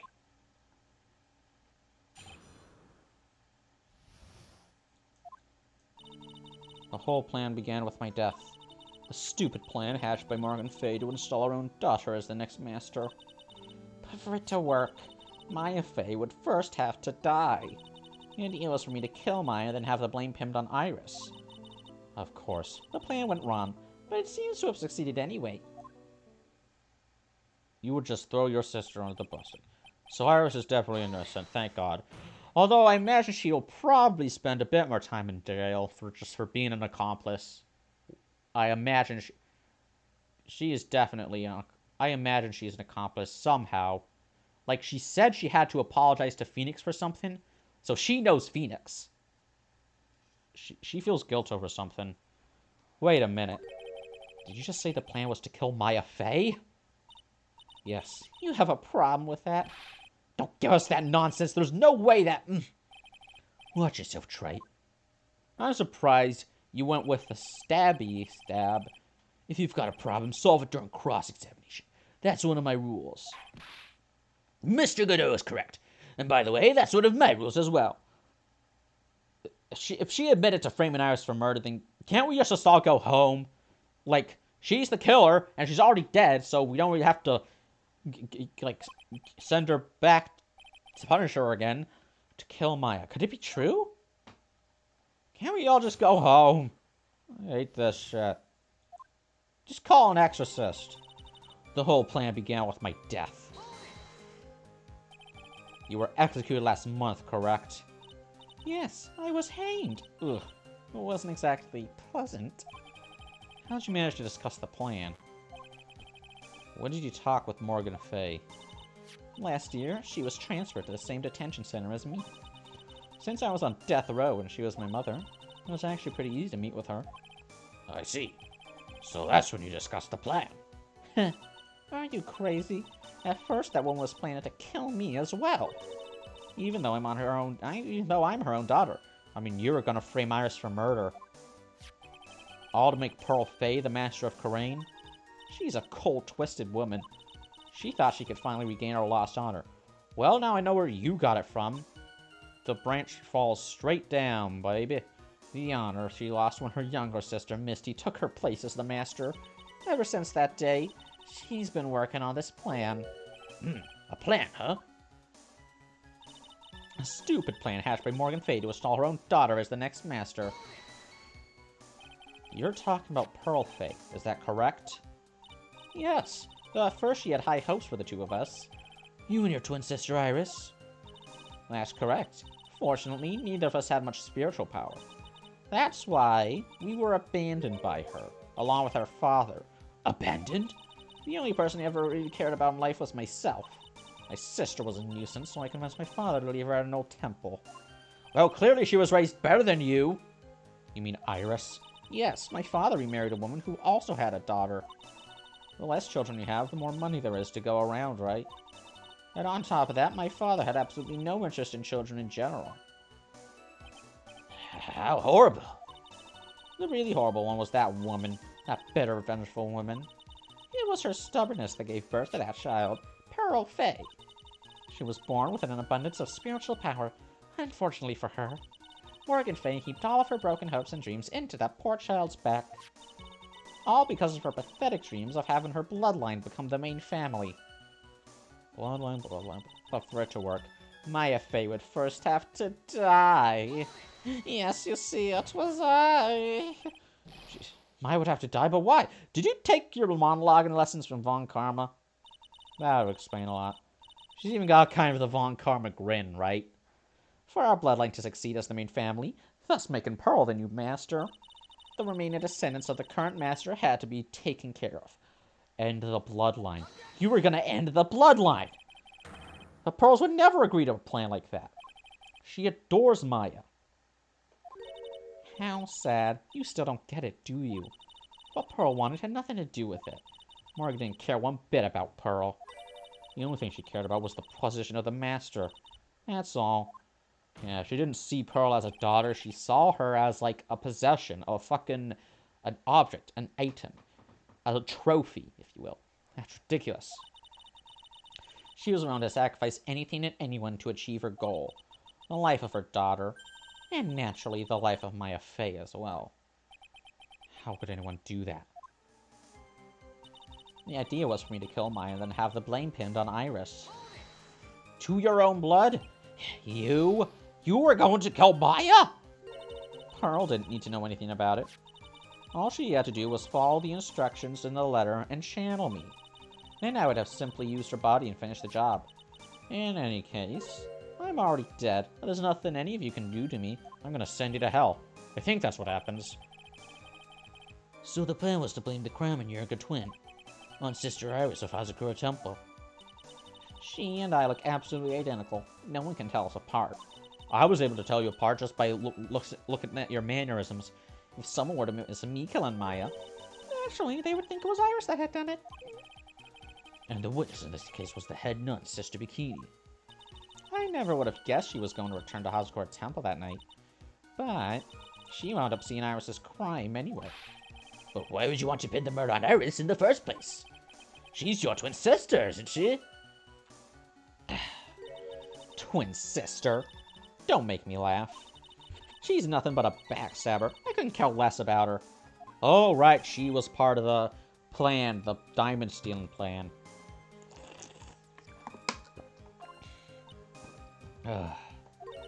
You just don't understand. You never will. Okay, listen, 50% of the Ace Attorney games never would have happened if Gregory Edgeworth took the stairs. And the other 50% never would have happened if they had built a more stable bridge. Anyway, the plan went wrong, but it seems to have succeeded anyway. You think the plan was a success? You heard me. Just as that woman had hoped. Was getting caught part of your plan? Of course. Maya Fey is dead. Now the title of the master will pass on to Pearl Fey. That's absurd. Maya's she's just trapped inside the sacred cavern. The Von Karma's working to get her out. They're girlfriends. Really? You're as foolishly optimistic as ever, aren't you? My darling Feeny. Don't you dare call me that. Only Edgeworth can call me that! He breaks down crying in the middle of the courtroom. Do you want to know the truth? Ever since we met, I've despised you. You sniveling naivety and your pathetic faith in other people.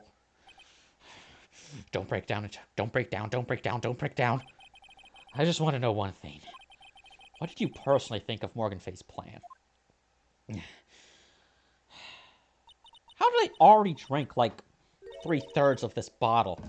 I told you already, didn't I? It was a stupid plan. Like this bottle, it holds like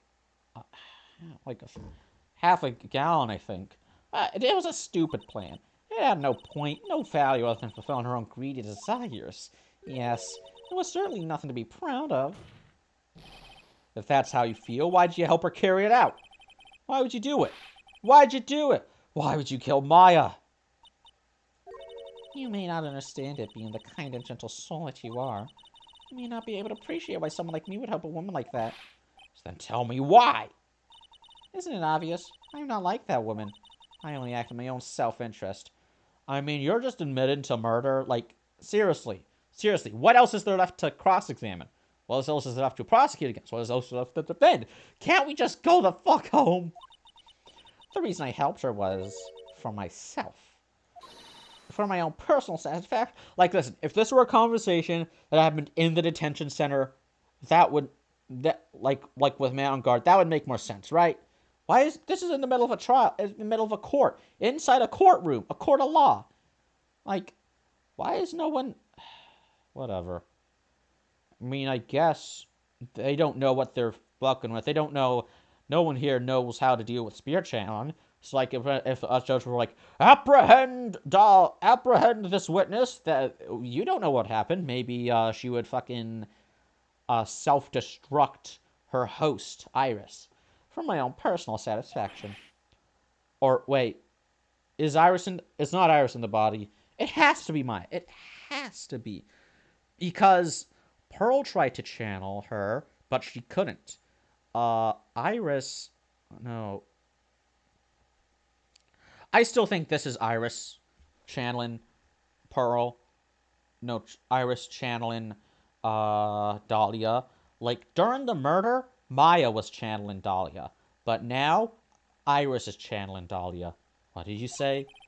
So this woman, Dahlia Hawthorne. She had her own reason for wanting Maya dead. Do you understand why I would kill Maya Fey now? What my goal was? No, not really. Obviously. It's because you were helping Morgan Fey. Helping? Don't make me laugh. From the day I was born to the day I died, I never helped anyone. I lived for myself, and in the end, I died for myself. I thought that was obvious. But she wasn't actually cooperating with Morgan. She was just using Morgan in her plan so she could accomplish her own goal. All I wanted to do was kill Maya Fey. That was the only way I could think of to get revenge. Revenge? Looks like I have no choice but to present that piece of evidence. I can't believe it. She meant to kill Maya. I've got to keep a cool head. And I need to get more information out of her. It's the only way to understand this plan and what she was after as well. I let her press her on everything, dude. What my goal was. I think your goal... Let's look at the evidence. Okay. Attorney's badge, Magatama, occult. Osgore Temple, hanging... It was this? No. Load. What my goal was. So, gravy, photo of Elise, kill my mother. That couldn't be the mother. She didn't give a shit. Sword, staff, autopsy, track, crime, Larry, crane master. She didn't care about the position at all. Is it because of me? Oh man, I don't have my profile. Is it because of this? It is! It's because of the woman who got her indicted. Could it be that your actual goal had nothing to do with Maya Fey herself? As I said, none of you have the power to punish me anymore. Because I'm already dead. Well, I had the same problem, you see. You can't punish the dead, and you can't take revenge against them either. You wanted revenge on someone? I was sentenced to die because of that woman. Maya Fey. Mia Fey. Really? Listen, if I were you, I would have haunted the fucking judge who gave you the death penalty. Hey, who was that asshole who sentenced you to death anyway? The judge is like fucking sweating, his bald head shiny. He's like, oh, well, I can't imagine who that would be. Oh. I somehow knew this was it. I wanted to send her to a message. It was at her hands that I suffered my first humiliation. I wanted to feel the same pain she made me feel. Sadly, when I realized revenge was impossible, I gave up. And the reason it was impossible? Was it perhaps because Mia Fey had already died? Yes. And I realized there was only one way to take revenge against the dead. And how do you do that? Even when the body dies, the spirit, the ego, it lives on. Forever. I wanted to take away the person that Mia Fey loved most. I wanted to kill her with my own hands. That would be the one and only way I could take my revenge against Mia Fey. That was the reason I helped out with that woman's plans. Just for that? For that you would kill Maya? Your goal was no different than that of Morgan Fey! Can someone just exercise this bitch? I'm sorry, I shouldn't have said that. As they say, the apple doesn't fall far from the tree. What's a cruel plan? Cruel, cold, and heartless. Don't waste your time preaching to the dead. I've already told you, there's not a thing you can do to me. That night. And About 9:30 p.m., I materialized into this world. I quickly pinned my hair up and put on a demon warden hood. Then I picked up the staff that was by my side and left Hazakura Temple. So, it was at least Donim who channeled her after all. Huh? That ridiculous Hedna never noticed a thing. She left Maya Fey at the inner temple, and wobbled back clutching her poor old back. What did you do then? That kid was easier to handle than I had hoped. Which kid are you talking about? I caught up with her in front of the stone lantern. Oh, her. Hey, she got the dagger I got from the storeroom, and...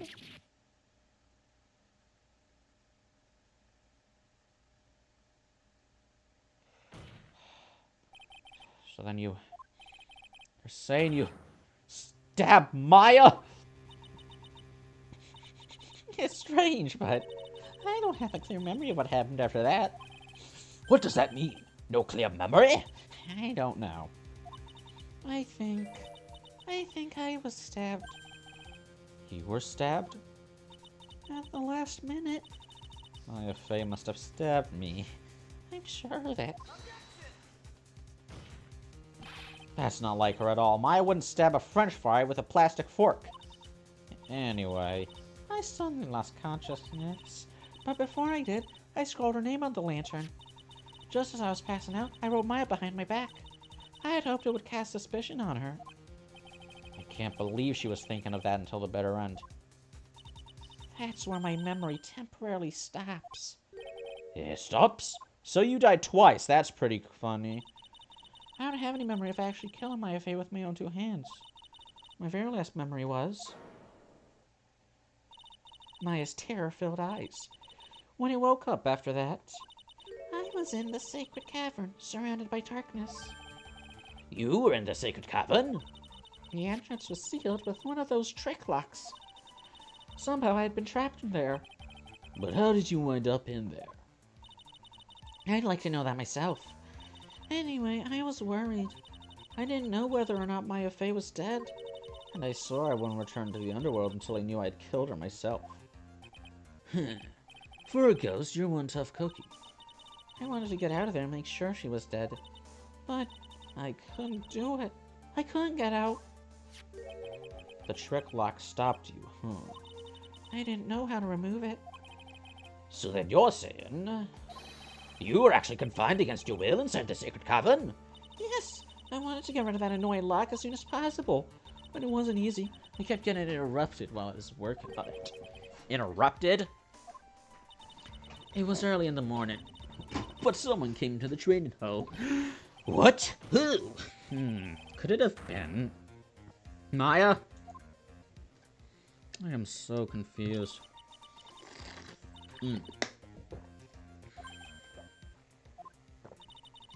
someone had spotted me, I would have lost my chance to take revenge. So I made sure to hide myself well at the back of the sacred cavern. Wait, who was channeling you though? Who was channeling you? That morning, only two people could have gone into the training hall. Maya and Pearls. Pearls went there to cover the Hanan school in gravy. Still, I finally managed to remove the lock, but I was too late.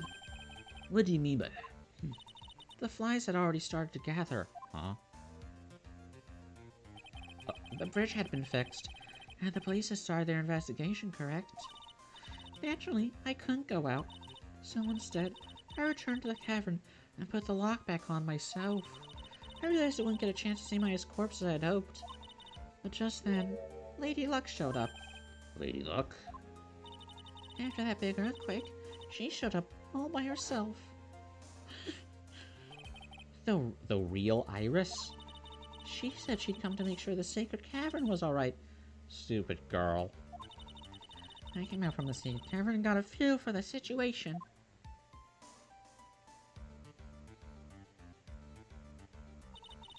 And I locked her away in my place.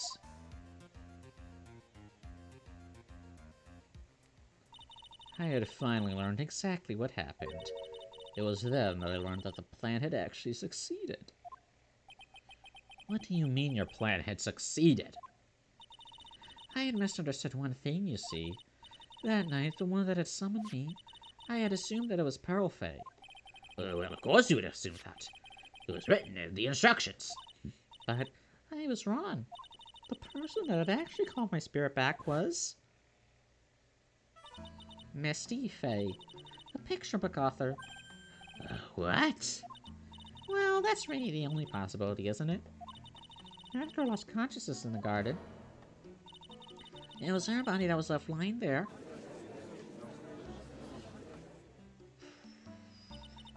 Maya Fay. I wasn't able to kill her with my own hands after all. But even so, I made her commit the most vile sin a human can commit. And that is? Matricide. The sin of killing her own mother. No way!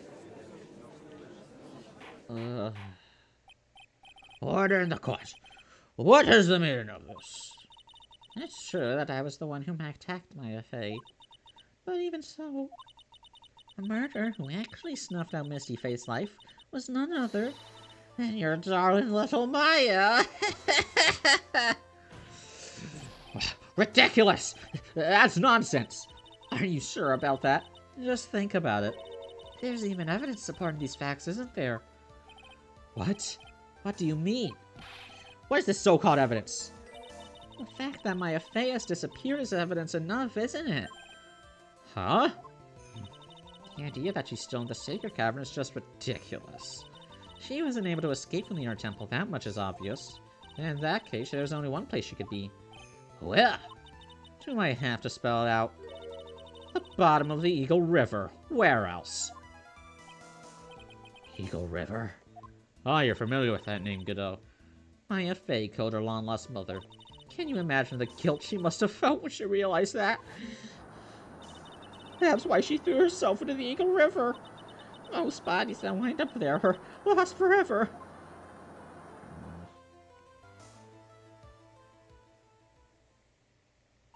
So, what do you have to say now, Feeny?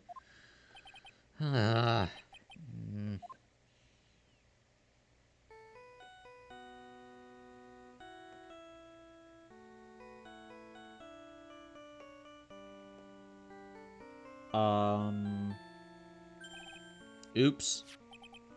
Oh, it's his theme, but like as a ringtone. Sorry, that's my phone.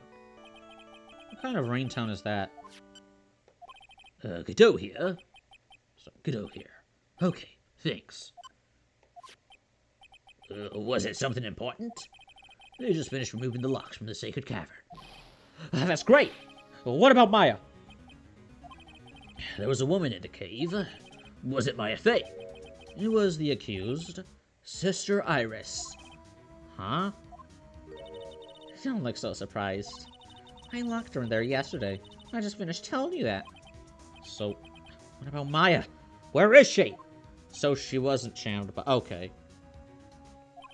There was no one else found inside the Sacred Cavern. No, it can't be. I told you, didn't I? She's dead. No. No! What is this? It seems that this case has come to an end. A tragic end. Sadly, it appears that the killer, as of Delise Maun, also known as Misty Fay, was her own daughter, Maya Fay.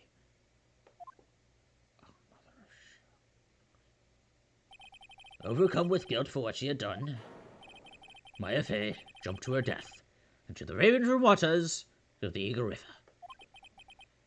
Can't be.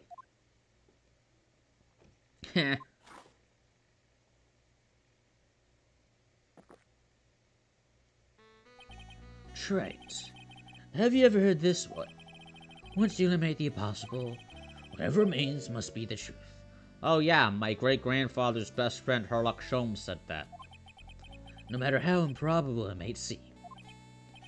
What is that supposed to mean, Prosecutor Godot? According to this witness, Maya Fay threw herself into the Eagle River. However, is that really the truth? Remember, this woman testified earlier that the bridge was already on fire when the murder was taking place in the garden. Which means if Maya threw herself into the river, it must have been from the inner temple side, near the bridge. That's right, where she jumped from. But that's impossible. Oh, it's impossible to jump into the river from there. What? Don't you get your panties all twisted up, Trite? Stop being so misogynistic, dude. Just so that I can think through the whole thing again. The rock. There's the rocks. So it's impossible. Maya couldn't have thrown herself into Eagle River? She'd have hit the rocks. Well, Mr. Wright, Miss Hawthorne claims Miss Faith threw herself into the river from the inner temple side. Do you have any evidence that refutes this claim? Yes, I do. It's impossible to jump into the Eagle River from the inner temple side. No one knows that better than this witness. What did you say? 11 years ago, you jumped into the very same river. Just take a look at this overhead map. As you can see, below the cliff on the inner temple side is a big rock shelf. Oh, yeah, you're right. She wouldn't have reached the river if she had jumped out from there. In other words, if she had jumped, we should be able to see her body in this photo.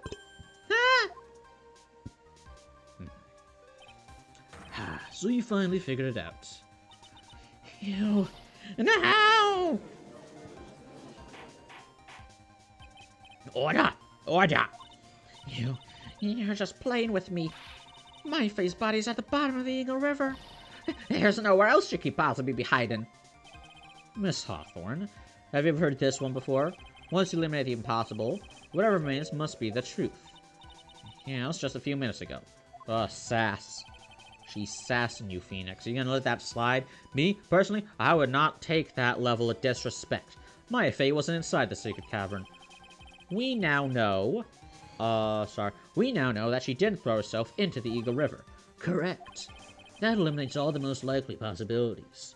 Yeah, we know she didn't turn into the air, and I also lacked object permanence, so, might still be mine. Wait, no, that's not... I'm not the judge.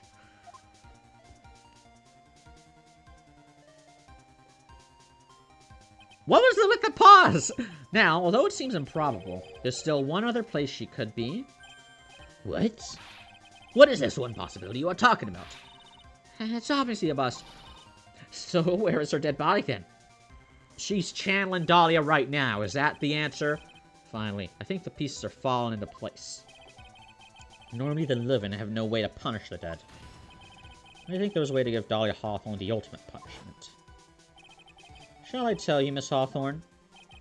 Shall I tell where Maya is this very instant? Maya is in this very courtroom. It's all come good. There's only one possibility left. Namely, she's right here in this very courtroom. What? Maya Fey is here? You say he's here in my courtroom? I'm gonna call it Dahlia Hawthorne. I seem to recall that you said I had misunderstood one thing, you see. So what?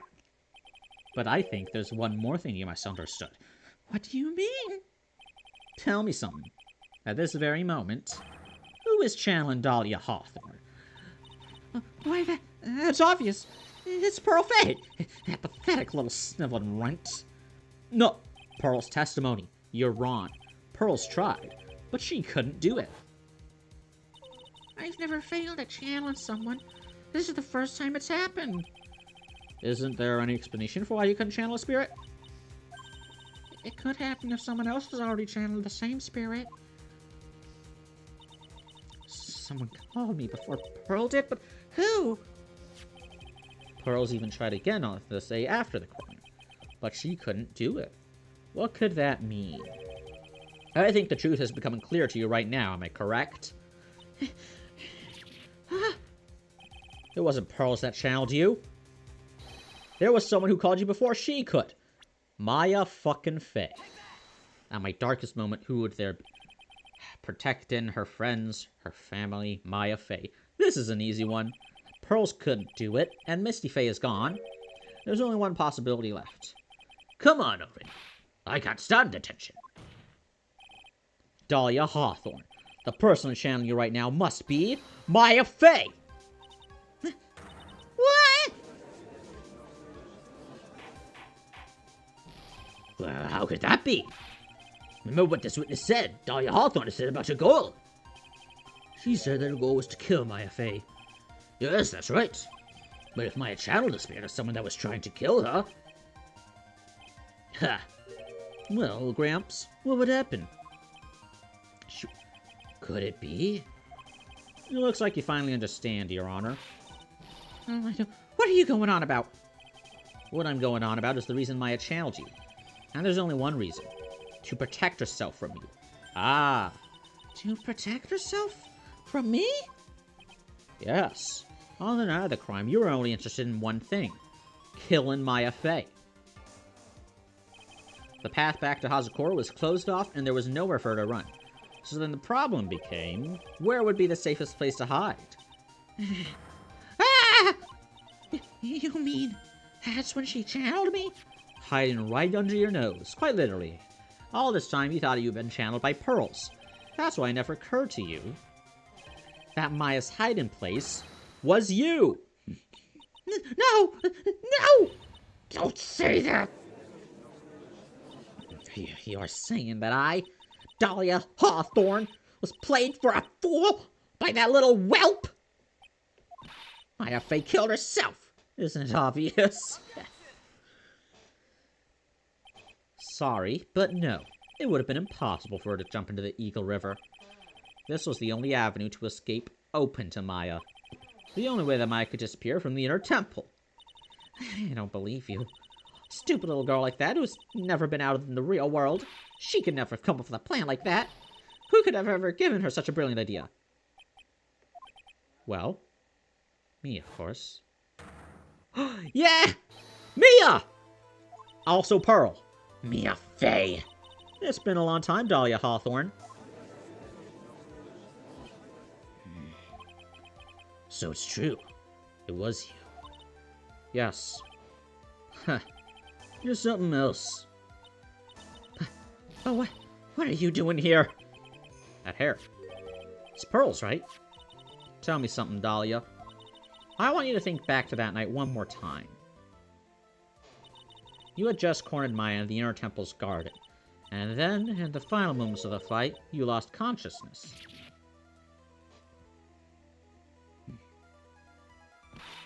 I was stabbed by Maya Fey. Actually, Maya lost consciousness at the same time as you. She did? Oh, don't tell me it was Iris who killed her. Not surprisingly, not terribly surprising, since she was about to be killed. When she woke up, she was in the training hall. That's when Maya decided she needed help. So she channeled me. She explained in a memo the situation she was in. She asked me what I thought she should do.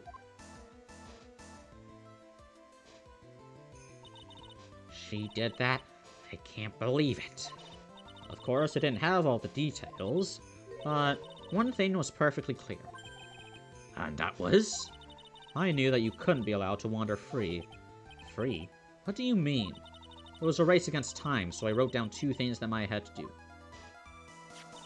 Channel Dahlia Hawthorne as soon as possible, and lock herself in the secret cavern until help arrived.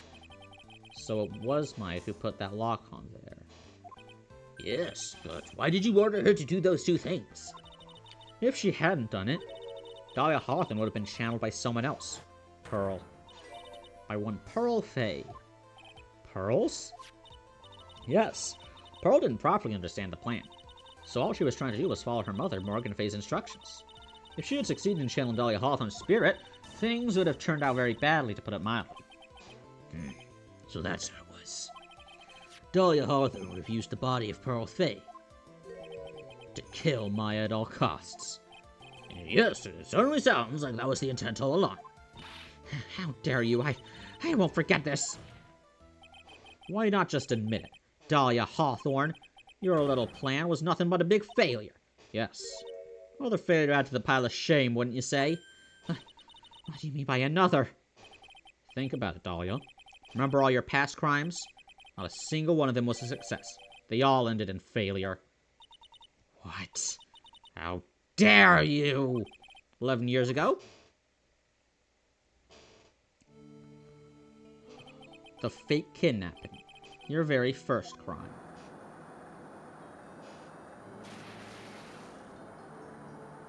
You got your hands on a $2 million diamond, but...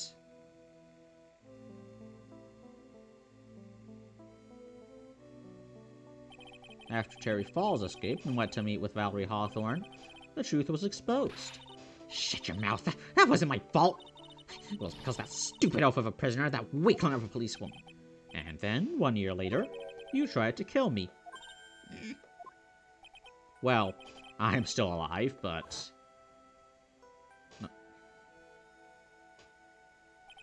you wound up killing someone else. And that was what put the nail in your coffin, wasn't it? Damn, where's the fucking lawyer and the prosecutor? As a result, you were sentenced to death.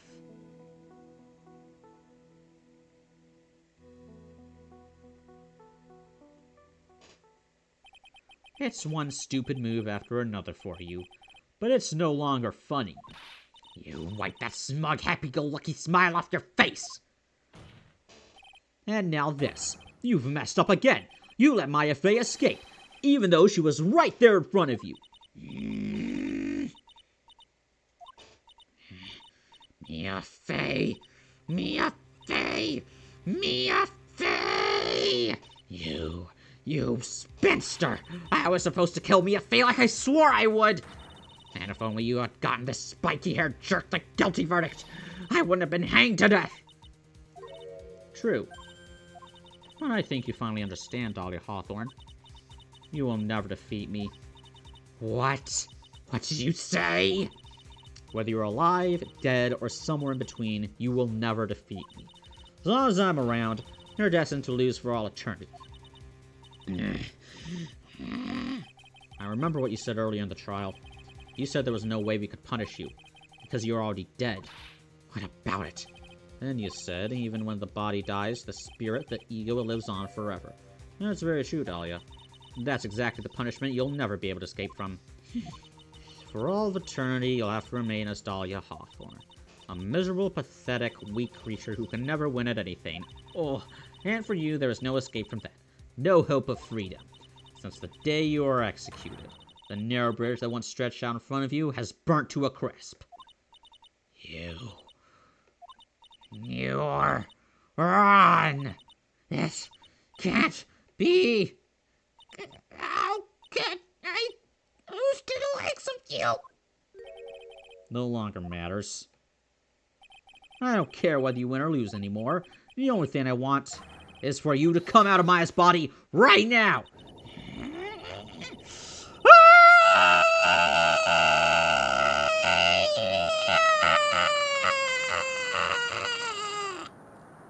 Out of this house! Out of this house! The power of Christ come... Holy shit! I'm not ready! Not ready to go! Mr. Electric, send her to hell! Jesus Christ. They weren't kidding. They actually sending her to hell.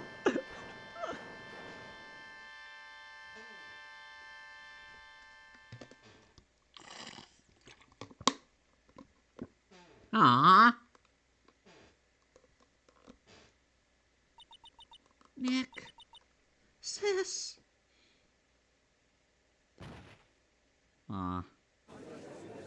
Still don't know who killed Iris. Shit.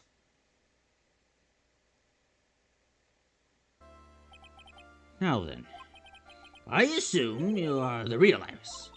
Yes, I was just rescued from the sacred cavern. I must say, you and your twin sister are indeed identical from what I can see. But you're like exact opposites in personality. In any case, it appears that everything has finally been cleared up. Miss Godot, what happened to Dahlia Hawthorne? If you ask me, Your Honor, it looks like she went back to the hell she came from.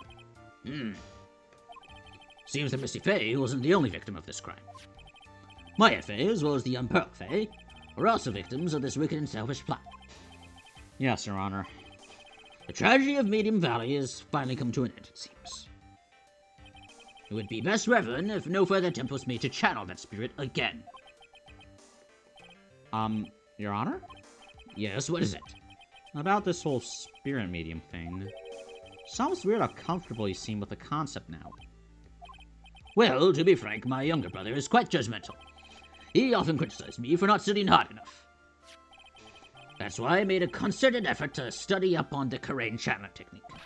Hey, isn't that the New Year issue of Occult? Hey, don't knock it till good issue. I've seen quite a few things on my many years on the bench. And in all that time, I finally learned this one thing. Each case is different, takes place in its own world, if you will. And here I went into this trilogy thinking that cross-examining the parrot would have been the weirdest thing. In order to fully understand that world, first we have to immerse ourselves in it completely. And that's where my brother and I used to differ. Never thought of it that way. It's always a sibling rivalry. At any rate, it's time to pass judgment in the case of Iris of Hazakura Temple. Oh, right. There's still the loose end of fucking the death of Misty Faye. Iris could still have been the one who did it. You're a little too fast with that gavel, Your Honor. I'm gonna do it. I'm gonna clear her name. It's not an I hope anymore. I will do it.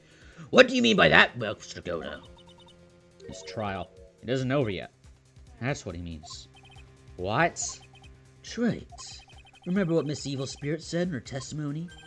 Huh? Dahlia's testimony? I caught up with her in front of the stone lantern. Then I took out the dagger I got from the storeroom and... It's strange, but I don't have a clear memory of what happened after that. I think I was stabbed. By who? Just as Dahlia Hawthorne was about to attack Maya, she was stabbed and killed by someone. Yes, that's right. The person that was ultimately killed was the spirit medium that channeled Dahlia. Elise Stoneman. No, Misty Faye. But who killed her? Fuck it, Larry did it. We still don't know who did it. This isn't over?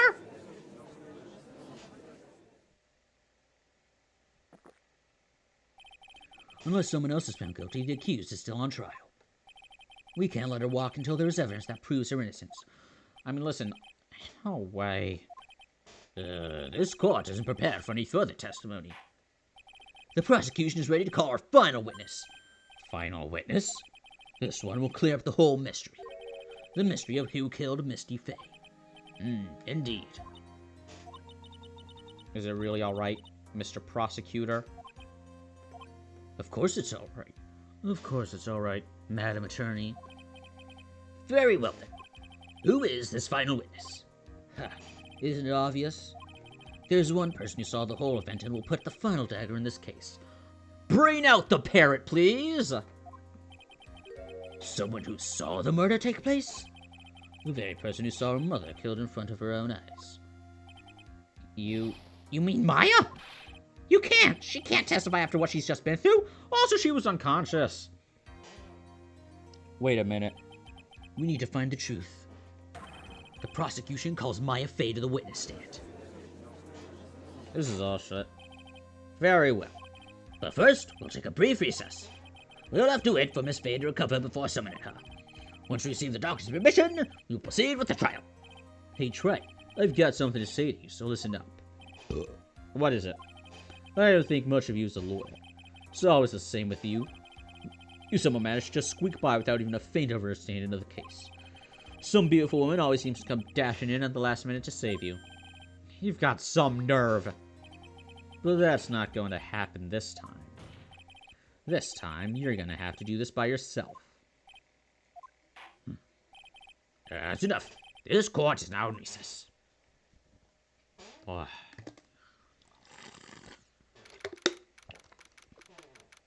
Look at her. She's not a killer.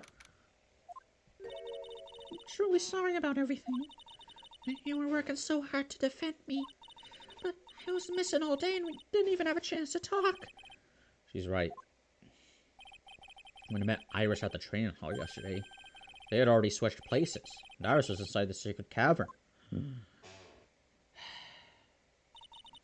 I wanted to at least be in the defendant's box today to root you on. Well, it wasn't your fault. You were locked up this whole time. There's something more important than that, though. I have to ask you. Why did you help your sister out as much as you did? If you had tried to get help at the secret cavern yesterday, you wouldn't have spent an entire day locked up in there. She's my sister. I felt sorry for her. She was abandoned by her mother and never got any love from her father either. Yes, but it was the same for you too, wasn't it? Yeah, and you... Yes, but at least I had Sister Bikini, who was like a mother to me. If only Dahlia had come with me to Sakura Temple. I always loved her. Dahlia was always so smart, so strong. She never complained about a thing. That's why I promised her that I would help her. Are you talking about the fake kidnapping case 11 years ago? Yes. I wanted to be of use to her in some way. But, as usual, I was too cowardly. At the last minute, I ran away. Because of that, Dahlia's stepsister, Valerie, ended up... That was the case that wounded Mia so badly.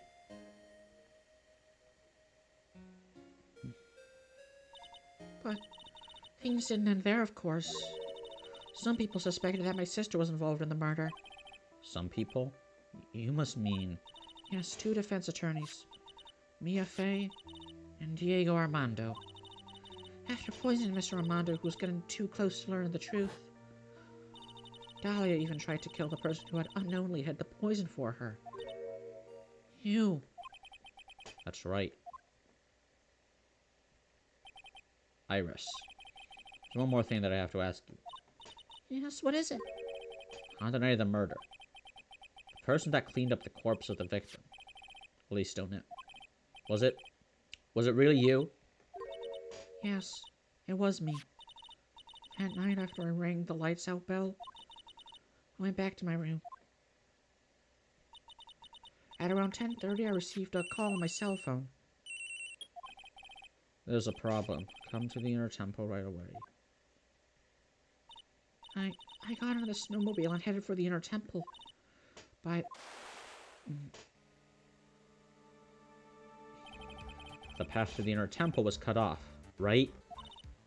Exactly. We can't just leave the body here. So you... Oh, shit. Yeah, I know who it was. It was fucking Iris. No, Iris. Dahlia. It was me. I was the one that received her body. The murder weapon had been left in her body so she wouldn't bleed too much. The staff that Mystic Elise always held. I can't hear shit over that river, dude. I knew it. So the actual murder weapon was the staff. Yes, that's right. I brought the body back to Hazakor Temple on the snowmobile. That's not... She always carries the staff, though. But why? Why did you alter the body? I didn't want anyone to know that the staff was the murder weapon. I didn't want to leave anything that would lead back to Misty Faye. So I dressed her in a robe and stabbed her with the Shichishito. I wiped the blood off the staff's blade and left it next to her on the ground. Iris, just tell me one last thing. Tell me the name of the person that called your cell phone. The real killer. I'm sorry, Mr. Wright. I can't do it. I can't say who did it. I see. Defendant? Yes? The judge is calling you. He wants you to see you in this chambers. He has some questions about Dahlia Hawthorne. All right. Well then, I'll see you later. There's something I want to tell you. Oh, okay. Something she wants to tell me? So it's true. Iris cooperated with the real killer. Maybe even from the very beginning. Phoenix. Mia. How is Maya doing? Physically, I'm not too worried. She'll recover completely. But emotionally, she's been hurt very badly by this case. I see. You don't mean... She's learned who Willis Stoneham really was. Yes, I went to the medical office and talked with her. I told her everything I knew. But why? Maya is stronger than you think. I knew she could take it. All of it. What do you mean by that? Why don't you figure out the answer out by yourself? The trial is about to restart. The real killer. Do you know who it is yet? Iris wouldn't tell me who called her, but still. I think that just maybe I know who it was. Was it Dahlia? Did she kill herself because of, That night, the victim was killed in the garden of the inner temple. And the criminal wasn't just there by accident. Which means that the killer knew of Dahlia's plan from the very beginning. And one more thing. The victim was moved to the Hazakura temple side by pendulum. In other words, the criminal couldn't cross the bridge. That means they were stuck on the inner temple side for almost an entire day. Exactly. So the culprit was someone that wasn't in Hazakura temple the following day. That's as much help as I can give you. The rest of the battle is yours to win. Or lose. Okay, I've got it. Thank you, Mia. Wait, who was... Finally. It's almost time to bring this case to an end. What exactly did Maya see anyway? Who was it that actually killed Misty Faye? Whoever it was, I have to prove it. Me. All by myself. Oh, shit.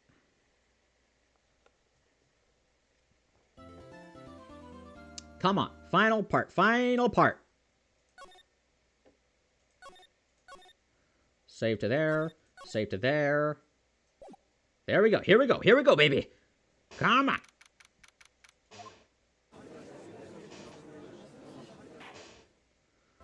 Now then, before we proceed any further, I'm going to announce the results of the test for you before I'm done here. Tests? Yes, tests. On the bloody dagger that was found stuck in the pipe sheet. Oh, yeah, that. Totally forgot about that. That's the weapon that Maya Fey used when she fought with the victim. So what are the results? Was it the victim's blood, or...? Due to time constraints, a full test wasn't possible. However, there's one thing we can say with certainty. The blood that was on this dagger was not the victim's blood.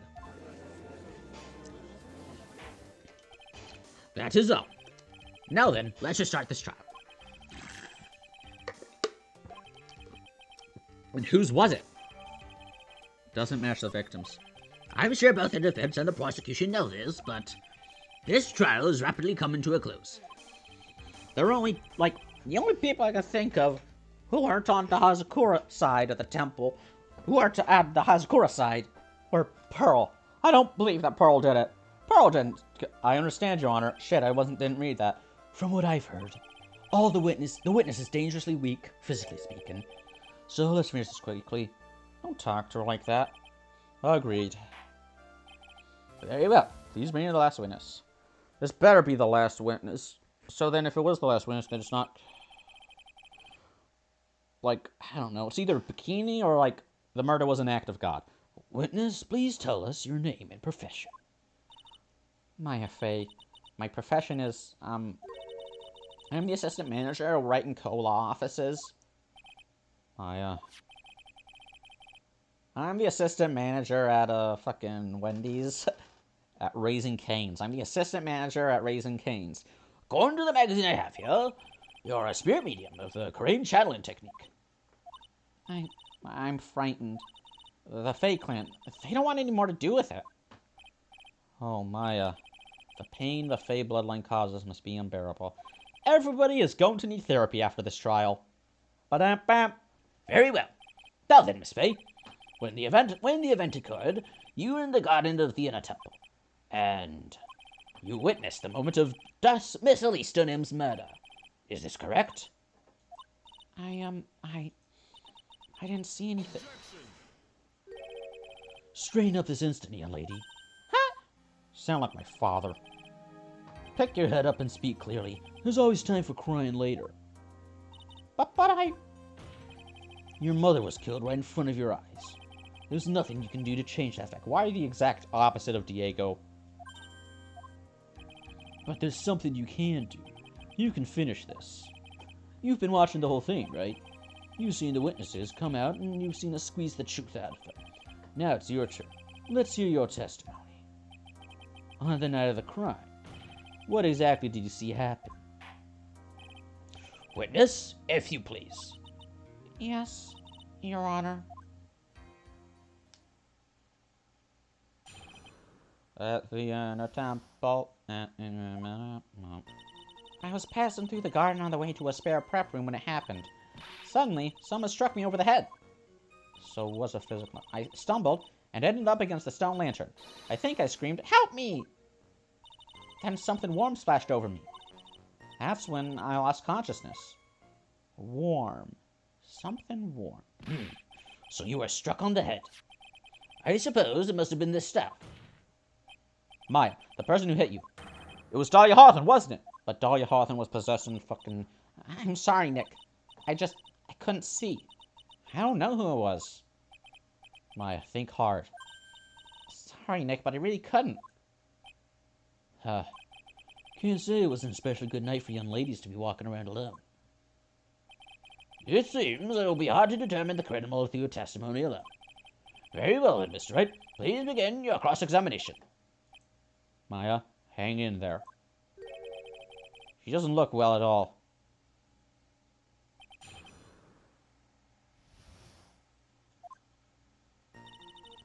I was passing through the garden on the way to a spare prep room when it happened. Who else was on the inner temple side that night? Well, Sister Bikini, of course. But I remember her saying that Iris would be coming later as well. On the day after the incident, Edgeworth met Bikini at Hazakura Temple. That means she couldn't be the criminal.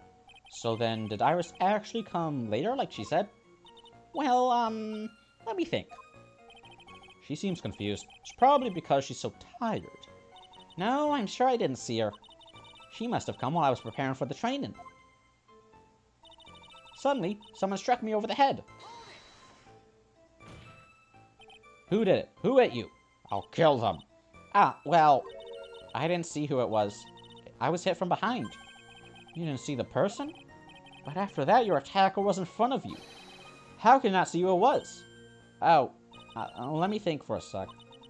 I'm sorry. I just can't remember. I forgot. Maya's really having a hard time. What should I do? I need every piece of information I can get. Come on, Maya, this isn't making sense. Why didn't you see this person? Well, let me think. I was, oh yeah, that's right. It was dark, that's it. It was dark? It's not good to have too much light around when someone is undergoing spiritual training. Also, the stone lantern wasn't working. Come to think of it, there was earlier testimony to that effect as well. So it was dark in the garden on the night of the crime. Which is why she didn't see your attacker. I thought maybe she was trying to hide something, but I guess not. Better safe than sorry, Phoenix. Judging by the testimony thus far, the identity of the attacker was most likely the spirit that was channeled by Elise Stonin, Dahlia Hawthorne. Very well. Please continue with that testimony. What happened after you were struck on the head? I stumbled and ended up against the stone lantern. What happened afterwards? My attacker was in front of me, blocking off my escape, I think. You think? After getting hit like that, I was in a state of panic. There were only two things rolling around in my mind at the time. Well, this is beginning to get interesting. So what were the two things rolling around in your mind? My name is Maya Fey. 1 + 1 = 2. See, for some crazy reason, I was afraid I was going to lose my memory. I know, it sucks. My life was in danger, but that's how it was. That's not it at all. Your actions are understandable given the circumstances. Are you just sympathizing because you're senile? So, what did you do then? I think I screamed, "Help me!" You think you screamed, but you're not sure? Listen, I was a complete wreck. It was dark and I couldn't see my attacker. Was it a man, a woman, an adult, a child? I had no idea. I was scared out of my wits. Believe me, my dear, I'm certain I would have soiled my ribs. TMI, Judge, TMI. I thought this person might attack me, so I... Anyway, I'm pretty sure I screamed. I thought that was my last hope. Wow, sounds like poor little Maya really was out of her mind. Well, I wonder what she meant by last hope. What do? Do I press her for more details? Yes. My last hope. Wait a minute, Maya. What's this my last hope stuff? What? What do you mean by your last hope? No, that's what you said. You said my last hope. Huh? What? I said what? God damn it. Look, you were facing an attacker that you couldn't see and you screamed, right? You screamed, help me. Yeah. But you testified that you screamed that because you thought it was your last hope. Oh, well, you know, that's like what you do. Call it. What do you call it when that happens? Maya's not doing so well up there. Oh, yeah, Oh, that's right. I remember now. I was facing my attacker, but that's not who I was screaming at. What did you just say? Yeah, that's right. It was the person behind my attacker that I was yelling at. That's who I was screaming to for help. Ah! What is it now? I messed up. I didn't mean to let that slip out. Huh? Witness, are you absolutely sure of what you're saying? Behind the attacker, there was another person? I am, well, I meant to keep that a part of secret. What have I done? Ha. It takes a ton of pressure to make a diamond. That's what I always say. I have never heard you say that before. A ton of pressure? You're in a court of law here. You can't make things up or try to hide things in this chamber. Why not? All the previous witnesses have done that. Literally every other witness has done that. Witness, the information you just presented is vital to the case. Testimony. I could see a man behind... A man? Who was this man? Well, you see, it was I, Manfred von Kamm. Stop stealing other people's jokes, Silver. I couldn't see. You couldn't see? She's used this excuse twice now. Well, you know, lantern light isn't very bright. Lantern light, do you say? There's a green brick stone lantern. Nope, nuh-uh, that lantern wasn't working. They always light it when an acolyte is there for training. Hey, you know what they say, under the lantern, darkness reigns. So I could see the person that was further away, but my attacker was closer. Plus, there weren't any other light sources in the garden at the time. Am I still recording? Something seems off. No, I'm still recording. I don't think I'll need this for a while. I just closed the strategy guide. Fuck my life. Weird. Hope that doesn't come up as choppy. And then something warm splashed over me. You don't mean, was it? It was piss. I don't know it at the time, but I think it was probably blood. She's saying that's when Jemima stoned him, who was channeling, Why is it lagging? What's the going on? Was stabbed in the back by the killer? Is it because of the... I'm gonna save just in case. I don't want to fuck this up. I don't want something bad to happen. I don't want to lose my shit. I was just sitting there in the snow. I'm sure blood got on everything around me. But no, just to be safe, I am going to stop recording. I'll do this in 2 bits. Fuck it. There we go. Better safe than sorry. I've worked side by side with Maya for 2 years now. I can tell which one's trying to hide something by how she acts. And right now, I'm absolutely certain she's hiding something. I was passing through the garden on the way to a spare prep room. Some struck me in the head, stumbled. I screamed, help me. By the light of the stone lantern. Stone lantern wasn't working. So there was a man standing behind your attacker? Yeah. That man, he's the killer. He stabbed her from behind. He's the one who killed Elise O'Nib, otherwise known as Misty Faye. Your mother. The killer! Maya, you know who killed your mother, don't you? What does it mean to this, Mr. Wright? You're trying to get her to admit that she was lying. To be frank, Your Honor, I think she's in shock and quite confused. That's why she hasn't noticed the huge problem with her testimony. Huh? What do you mean? What problem? Dink the last of my oil. On the night of the crime, that stone lantern was out of commission. Huh? What? Huh? What? Huh? Who? What? My name is... Huh? My name is... Who? My name is...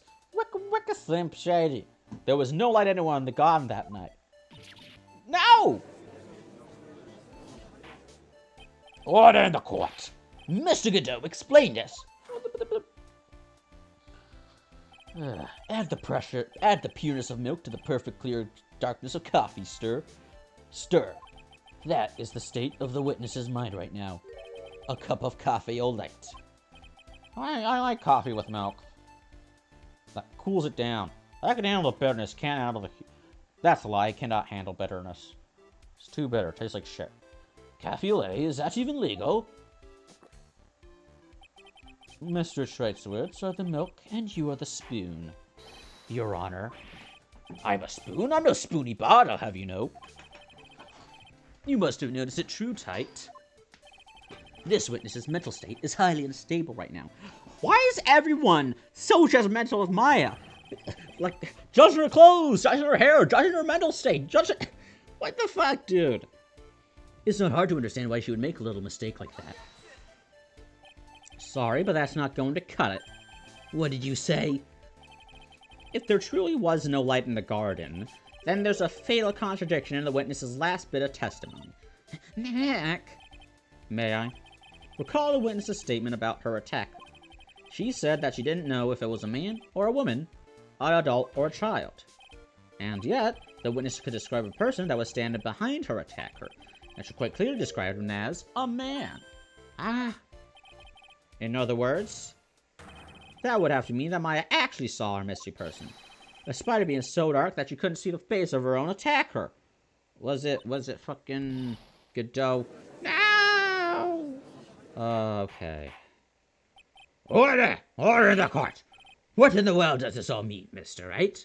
Yeah, I'm confused. Are you saying Miss Faye saw the real killer under pitch-black conditions? Wright, do you have an idea what you're proposing? How could she have seen in the dark? There was no other light source at the scene. There are some things that you can only see in the dark, Mr. Godot. Maya, you did see the killer was in the dark. And now, you're trying to cover for him. Cover? For the man that killed her mother? There's only one conclusion I can draw from this. You know who this man is. Please, Nick. I don't know anything. Please, I'm begging you. You talk a good game, Trite, but let's see if you can walk the walk. It was pitch black, so what could the witness see? I'm calling your bluff. No, Nick, don't. Please stop. Maya's dead set on protecting this guy. Oh my god. It's all gears are turning. I can figure it out. I can figure out why Maya is covering for this guy. I can figure out the man who murdered Maya's long-lost mother. But I can't let him get away with it. I'm a lawyer, an officer of the court. I'm here to find the truth. Alright, Mr. Wright, time to show us what you've got. Who was this person you say Miss Faye saw in the darkness?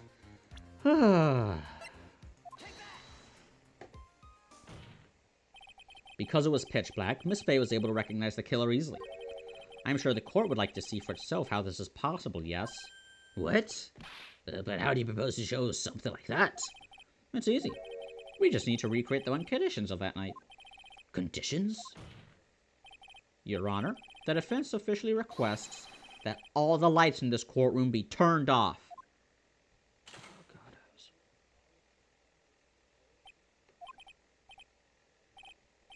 but it can't be.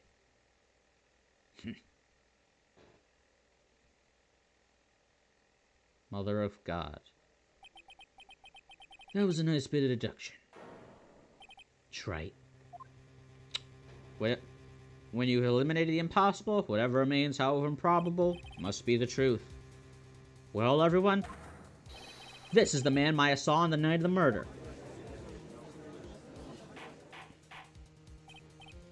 Order! Prosecutor Gooder, what is the meaning of this?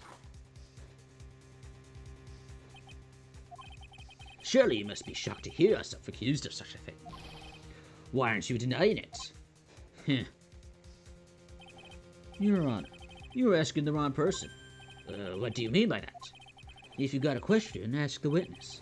That's one of my rules. Well, Maya, how about it? What you saw that night? Was it 3 glowing red lights? Well, witness, answer the question.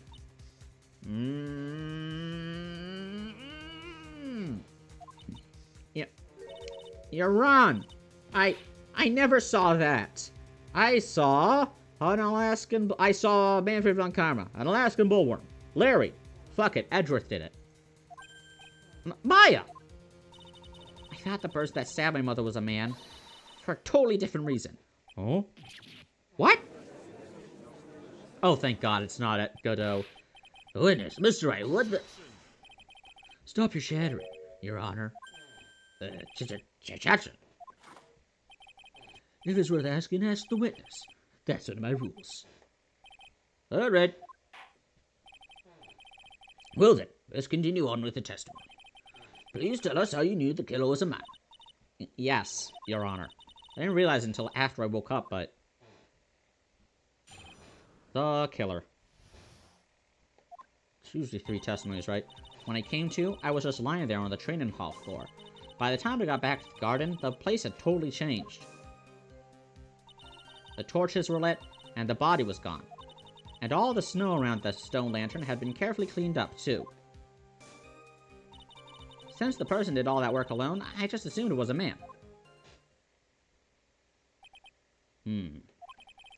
So it was after the crime took place that the witness came to think the killer was a man. Yes, that's right. I'm sorry, Your Honor, No need to apologize, it's as Mr. Godot said. You're utterly exhausted. It's only natural that you would be a little confused. Also, if you consider the situation you described, it doesn't seem too much of a stretch to assume the culprit was a man. Oh shit, I wasn't paying attention. Mr. Wright, proceed with your cross-examination.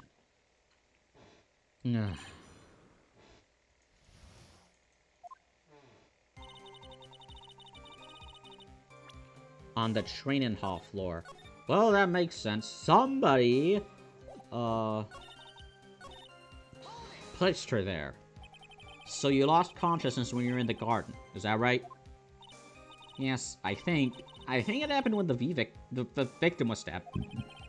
So then the person that carried you into the temple. It could only have been the killer. But the person who carried her in the temple was tall, y'all. That's what I think, too. So the killer carried mine to the inner temple. By the time I got back to the garden, the place had totally changed. Naturally, the killer must have done it, right? Yes, I think so. But why would the killer tamper with a crime scene like that? There must have been something that the killer desperately wanted to hide. I don't know.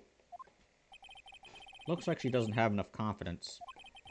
I think I need to gather some more information before I ask her again. The torches were lit, and the body was gone. The torches were lit? Yes, that's how I noticed that the whole scene had changed. I'm gonna say it was the killer who lit the torches. I mean, who else could it be? The killer probably lit them since it'd be impossible to do any cover-up work in the dark. Well, if that's true, there's one thing that still bothers me. Why did the killer go to the effort of moving the body? That's true. It's hard to see how that would be of any advantage to the killer. The only one who would gain anything from that would be the only person that was at the inner temple, Maya. Very well. Let me hear some more about the condition of the crime scene. And all the snow around the stone lantern had been carefully cleaned up, too. So you're saying the killer cleaned up the snow? Did look really odd. The snow was removed in an unnatural-looking rectangular shape around the lantern. There are a lot of shovels around the inner temple, but they're all really heavy. Way too heavy for me to use.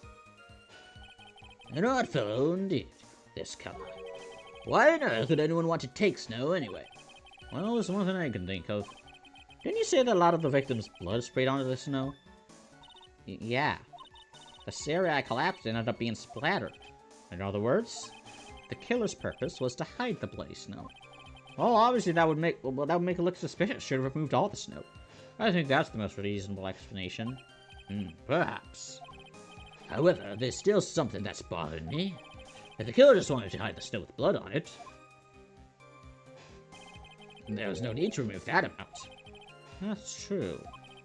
Could have scooped up just the snow that was stained with blood. Okay, but that would look even more suspicious, right? Like a single spot of snow has been removed. Oh, what could this mean? It looks like there are some mysteries behind this issue. But I think this will help explain them. Since the person did all that work alone, I just assumed it was a man. That's pretty presumptuous. So you're saying that you never saw the killer, right? Yeah. But earlier you very clearly stated that you saw a man behind your attacker. Nick, I'm sorry. The killer certainly went through a lot of trouble.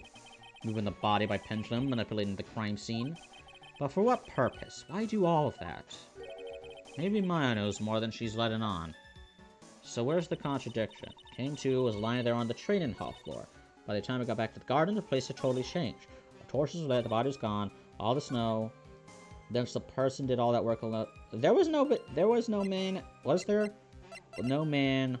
Dusky Bridge photo.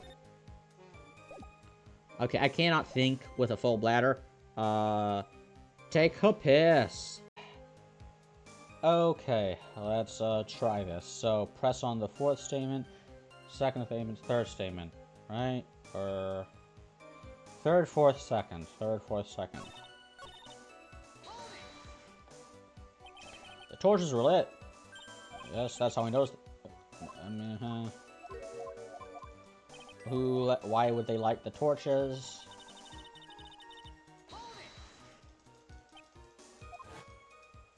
Yeah, we did this already.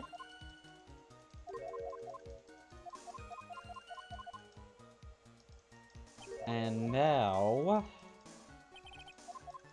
the second statement.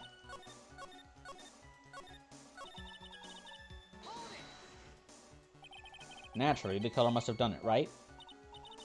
Yeah, I think so. But why did the killer tamper with the crimes like that? It must have been something the killer desperately wanted to hide. Music stopped. The truth is, when I saw the crime scene, I felt something. You did? Yes. I felt like the killer was hiding the evidence from me. For my sake. What? Hiding it for you? Everyone knew that I was the only one at the inner temple that night. If Sister Bikini had come back and looked at the garden, she may have thought that you had done it. No, she definitely would have thought so. And you're saying that that's why the killer cleaned up the crime scene to make it look like nothing had happened? Yes, I'm sure of it. Well, that's certainly an important piece of information. I want you to add that to your testimony. Yes, Your Honor. I think it's for my sake that the killer cleaned up the evidence of what happened. They did it for your sake? Well, if the body and the blood hadn't been removed, I would have immediately been the prime suspect, right? Yeah, that already happened twice. Yes, I suppose that's true. Yeah, if that happened, the body would have caused some other problems too. If her real identity had come out right then, it would have been terrible. Dahlia. Oh! Master the Karain killed by own daughter? I don't think Maya would have been able to handle it. But still, it's rather difficult to fathom the killer's motives. What reason is there to go through that much trouble to protect you? Don't tell me it was her father. The torches were lit and the body was gone. Oh, so I assumed it was a man. You're saying you never saw the killer?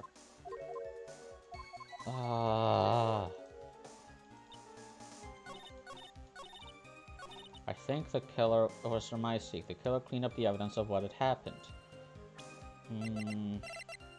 Why would they do that? Who would do that? seems to know me. I don't know any men who are connected to Maya.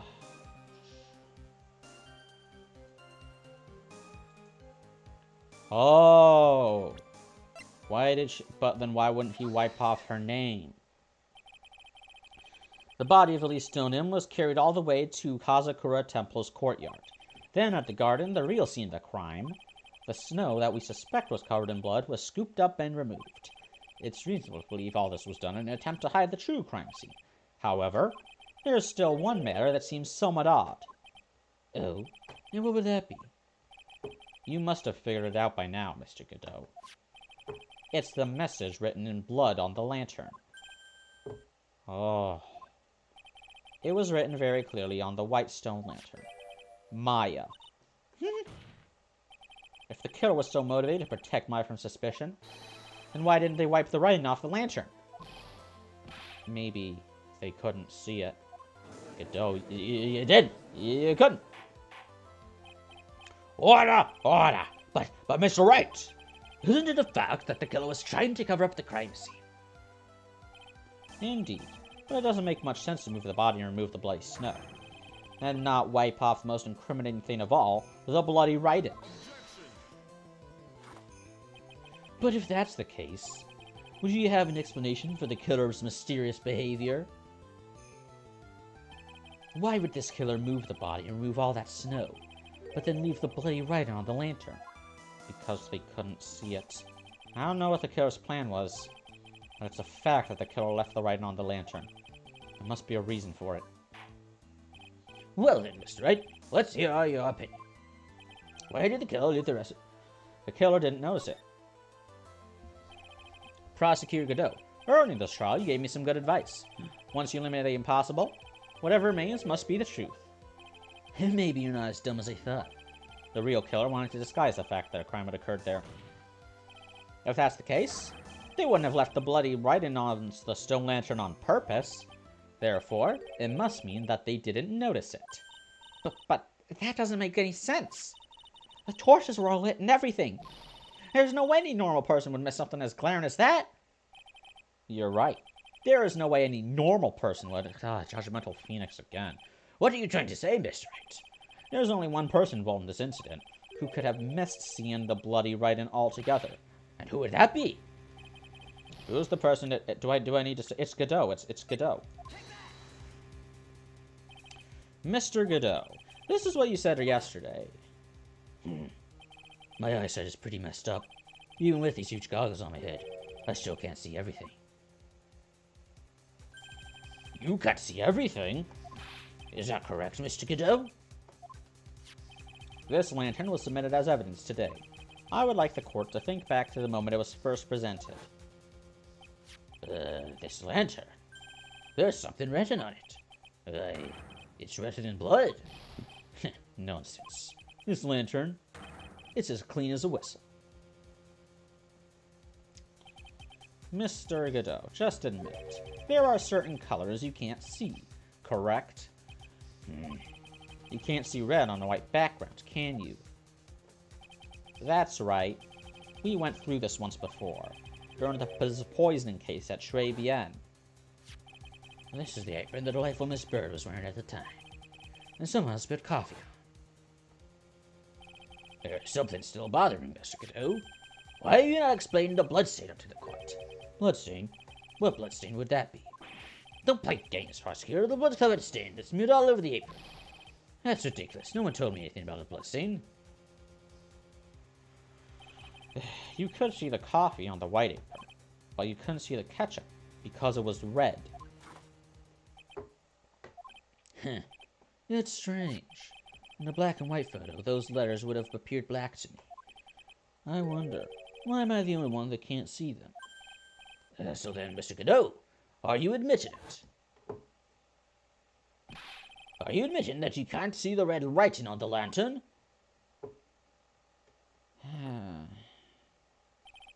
Hey, Gramps, didn't you know? That's the reason why I don't drink red tea. That was terrible. I wasn't sure about it until now, but I just can't believe it. Prosecutor Doe is the murderer? But there's no going back now. We finally figured out the truth.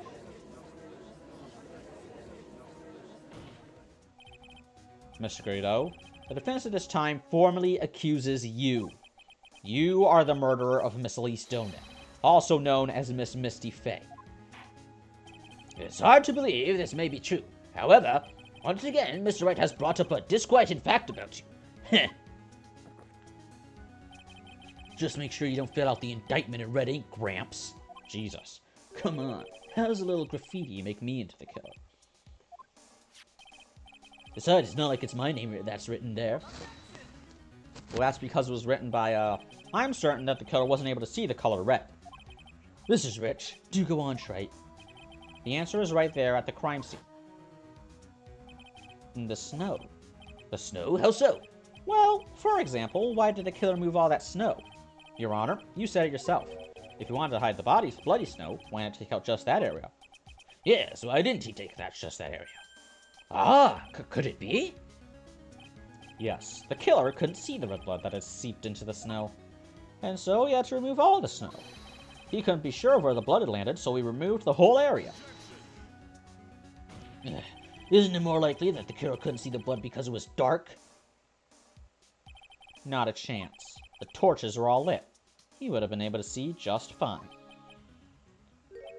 It seems that once again this trial has taken an unexpected turn, to say the least. Can you explain this, Mr. Cato? Oh, God damn it, Maya. Wait, just a minute. I'm trying to save an innocent woman's life here. What is it, witness? Mr. Godot isn't the killer. After all, he didn't even come to the Inner Temple until 2 days after the murder took place. He didn't show up until that old bridge got fixed up.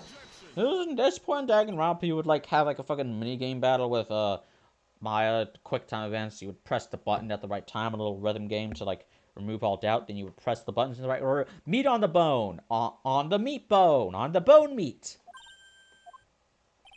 You can't testify to something like that. Why? What do you mean? I mean, I like it, but I'm... After the murder happened, you didn't even exist.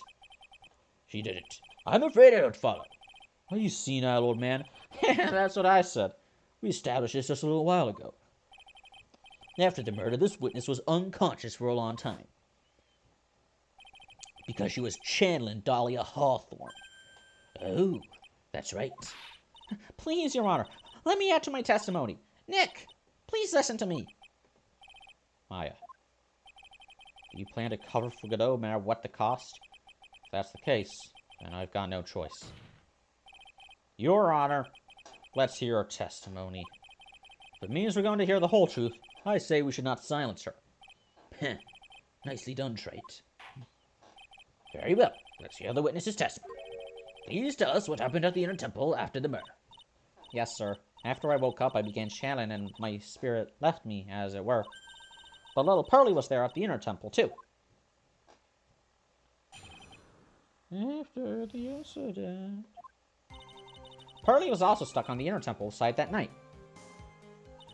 The next morning, she looked around, but couldn't find anyone. The next day, when the bridge was finally fixed, she was in the spare prep room. That's when Mr. Godot arrived at the Inner Temple for the first time. He found Pearly first and cheered her right up.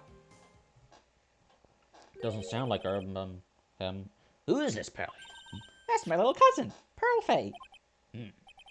So when did you hear about this? Oh, just a while ago, when I was in the medical office.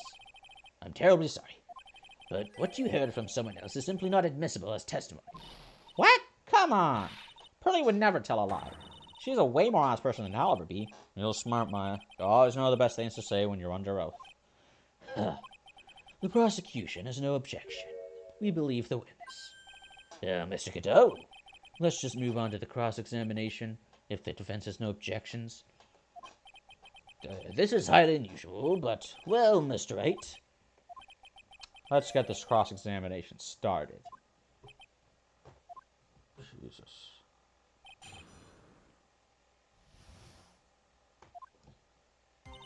Pearly was also stuck on the Inner Temple site that night. So where did you think Pearl slept that night? In the spare prep room next to the training hall, I guess. There's a rule saying you can't enter the training hall during an acolyte's training. But even so, why did she go to the inner temple in the first place? Seems that Pearls became very worried about Maya.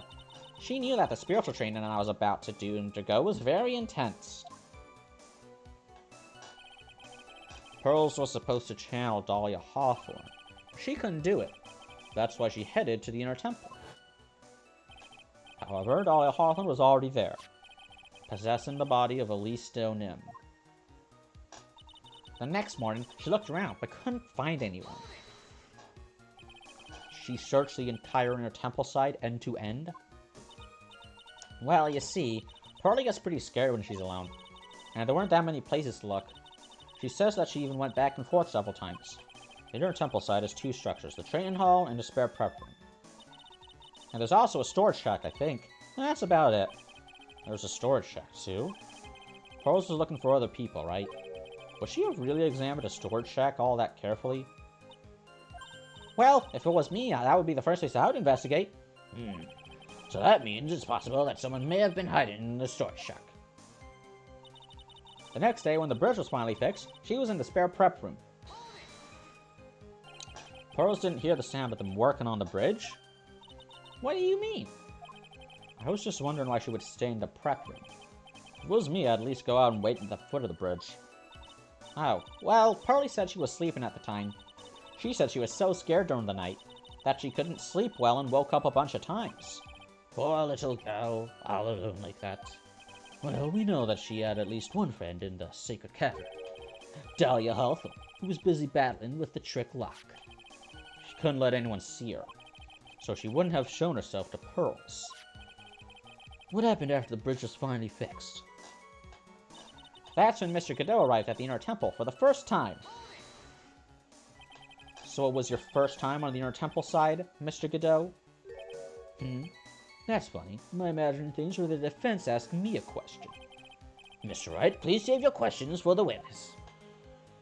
What you heard from someone else is simply not admissible as testimony. Those are your words, Your Honor. Touche, Mr. Wright. Oh well.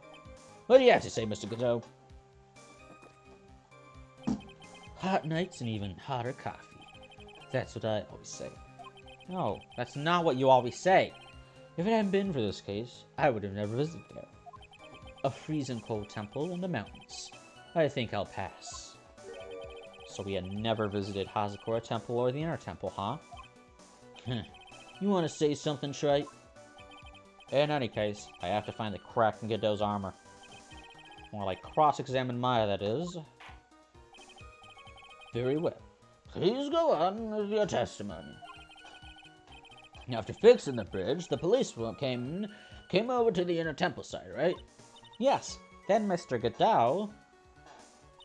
He found Pearlie first and cheered her right up. He cheered her up? That's what Pearlie said. She said he was a very nice older gentleman. Thank you for looking after my cousin, Mr. Godot. And here I was, thinking you were nothing more than a coffee addict. Cut it out, you're making me blush. Well, if you were blush, you wouldn't be able to see it. Those guys really beginning to get on my nerves. More than it is than one. What does that mean, dude? Is he physically on your nerves?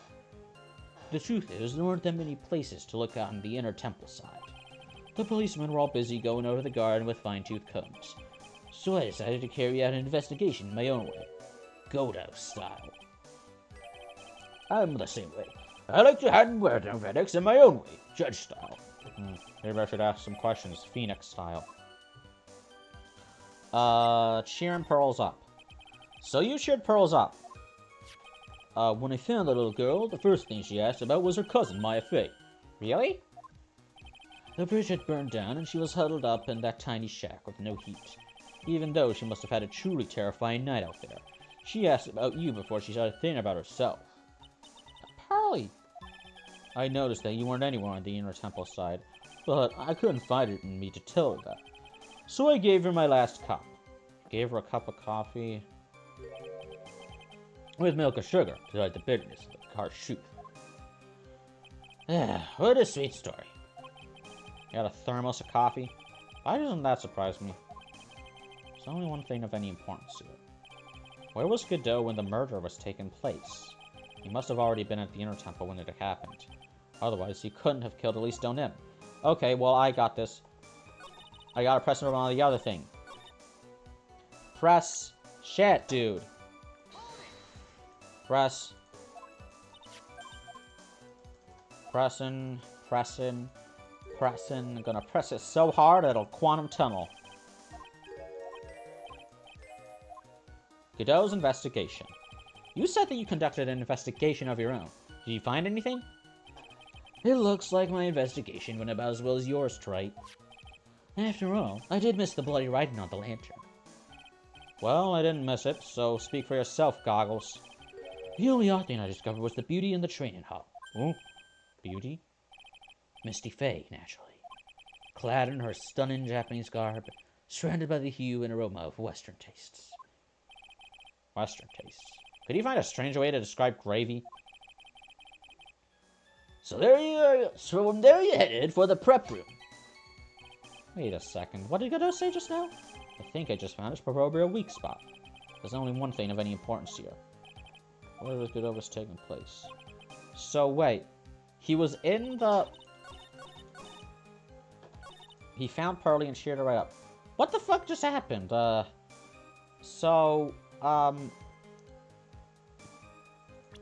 I have to present the...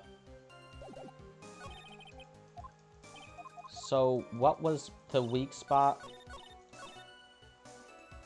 Was it... this thing? I don't know where Phoenix is going with this, dude. Yeah.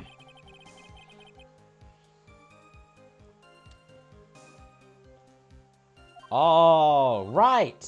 Right. Japanese garb.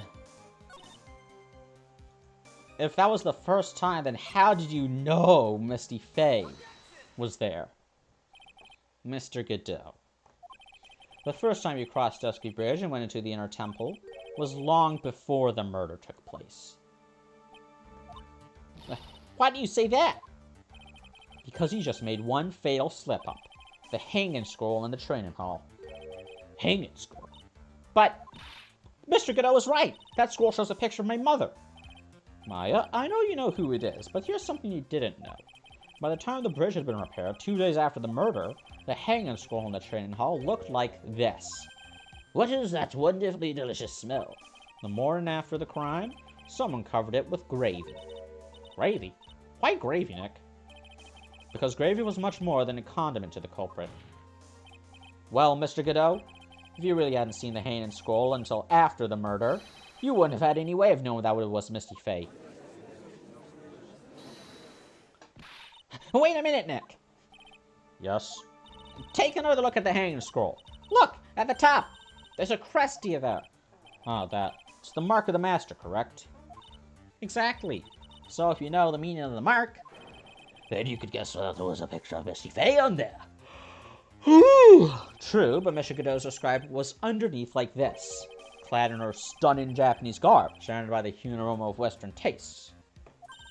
Oh. Yes, it's possible that he knew what the crest meant. However, he couldn't have known that she was wearing Japanese clothing. Mr. Godot, on the day of the murder, you were hiding at the Inner Temple long before the crime took place.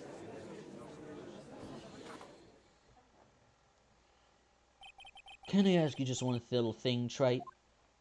What is it? This whole theory of yours, it all rests on a certain assumption. That I knew beforehand that a crime is going to be committed. That's right. Otherwise, there's no reason for him to sneak onto the crime scene. Premeditation? Of course Mr. Godot knew about the plan. Huh? What did you say? Is it really possible that another person knew of the plan? Oh, I'm not supposed to present a person, I'm supposed to present evidence. They should have been more... How so vague? It's like, is it possible? Like, I thought I thought, is it really possible that another person knew the plan? I thought that was supposed to be a fucking, like a question for like who, not what, but it's this. Anyone who had access to the letter wouldn't have known of the plan. This crime was actually planned over a year ago. Oh, Morgan Fay authored the plan for her daughter's future, and these instructions were hidden somewhere in Fay Manor for a year. Oh! However, by the time little Pearls found these instructions, they had already been unsealed. Oh! Unsealed? Yes, the killer had read these instructions long before Pearls ever found them. That's how we knew the crime was to take place at the Inner Temple. And you still insist this crafty killer is me? You bet I do. But you just said that the instructions were hidden. That's right! Mr. Godot couldn't have known where the instructions were hidden. If he really wanted to know, he had one great chance to find out. Yes, and when was that? During a visit. A visit? Morgan Fay told her daughter, Pearl, about where the instructions were hidden. During one of her visits to the detention center. That would be the only time for someone to have learned where they were hidden. Eavesdropping on a visit at the detention center? Yes, it could be arranged if you were someone with easy access in and out of there. Like, for example, a prosecutor such as Mr. Godot.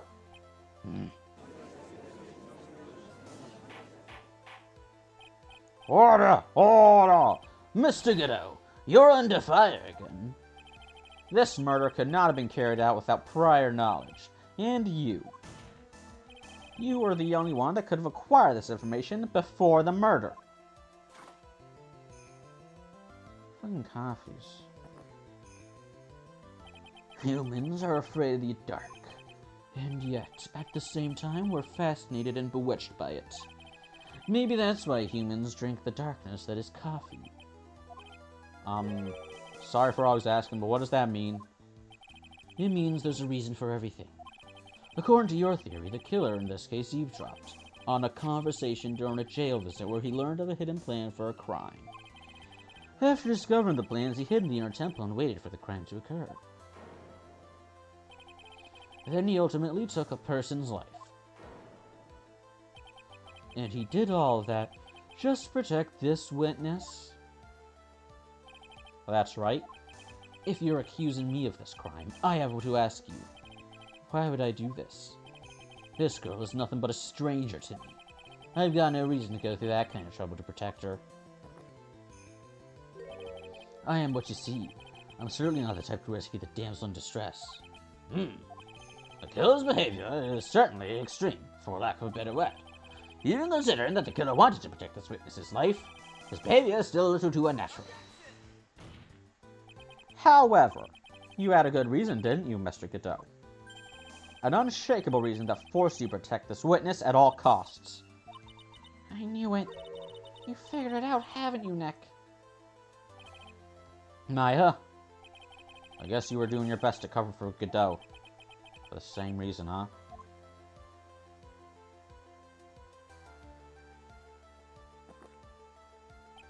Okay, Trite. I'm all ears. Let's hear it. It's very simple. Maya Fey is a lot more than just a stranger to you. What's this? There's one person who lies at the very center of this whole story. One person that ties you and Maya Fey together inextricably. My old boss. There's a very good reason why Maya Fey's life is so precious to you. After all, she is Mia Fey's only sister. Mia Fey. You once worked alongside her. That was when you were a defense attorney. Wait a second here. Mr. Godot is a defense attorney? Was. With your honest Pearson intellect, you must have figured it out by now. The real name of this man who calls himself Godot. His real name is Diego Armando. Isn't that right?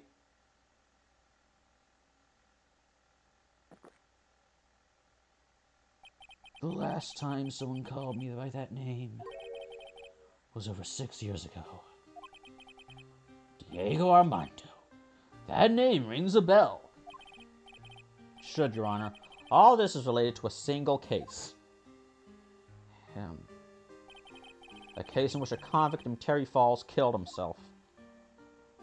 My mentor's greatest failure. Mia's Faye's first time in court. The tragic outcome left a deep wound in her heart. She knew that behind it all was a heartless, scheming demoness in disguise. But in the end, Mia couldn't tear off that disguise. However, there was one man who reached out to help her. Diego Armando, a senior defense attorney at the office where Mia worked.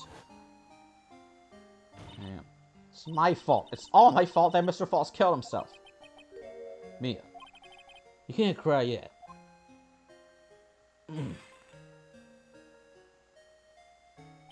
The only time a lawyer can cry is when it's all over.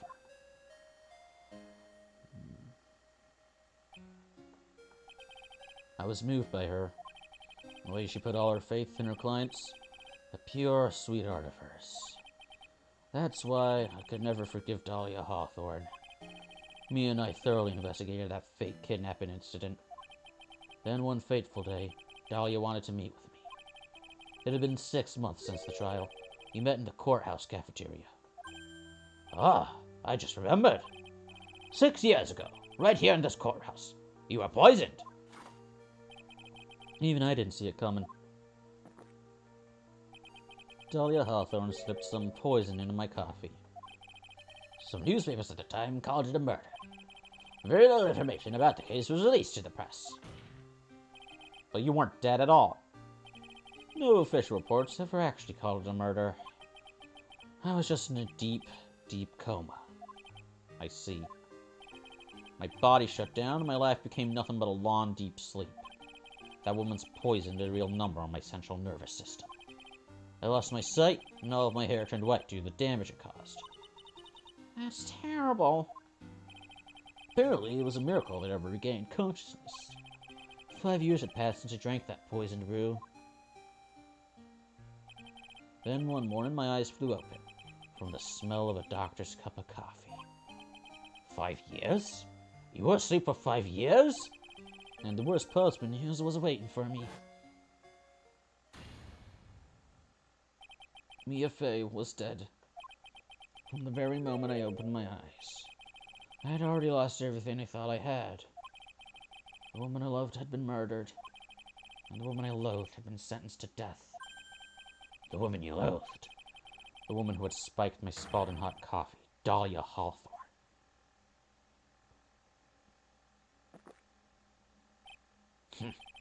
Good old Mia. She didn't let me down. She got her revenge before she checked out. In the end, there wasn't anyone waiting for me when I woke up. It's so sad. For someone like me, for someone who had slept away their best days, there were only 2 reasons left to live. And it was for those 2 reasons that I decided to become a prosecutor. If I may ask, what were your 2 reasons to live? First was you, Wright. Huh? Me? If I hadn't drank that stupid poison, Mia Fey never would have died, much less the way she died. You were the only one who was there to protect her, but you let her die. It was all your fault. It wasn't like that. I wanted to see for myself what kind of a man you really were. So that's why you became a prosecutor. My other reason for living, she goes by the name of Maya Fey. Huh? You mean me? You were the only way I could make up for the sin of not having saving Maya. 1 year ago, when the Korean village incident was resolved, it was obvious that Morgan Fey was planning something. Whatever her evil plan was, I was determined to stop it. My role as a prosecutor put me in the perfect position to do something about her. That's how you overheard Pearl's visit with Morgan at the detention center. I knew that the time was drawing near. Since I knew the plan, I thought I could foil it.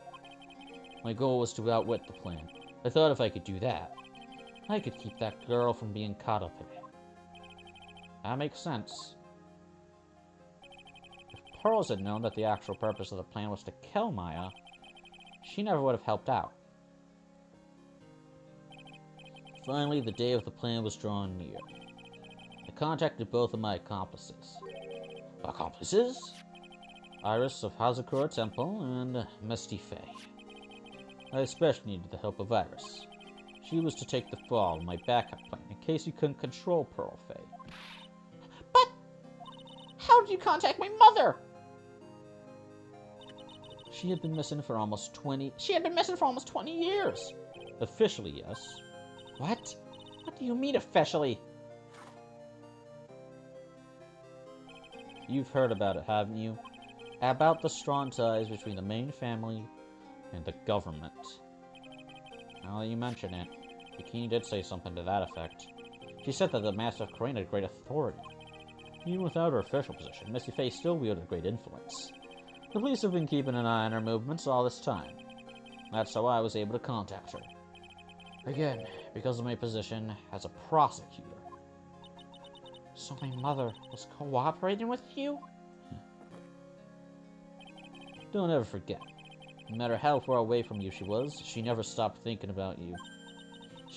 She was always... That's why I knew she would do anything to protect you. You want to know how strong her resolve to protect you was? Look at her staff. Her staff?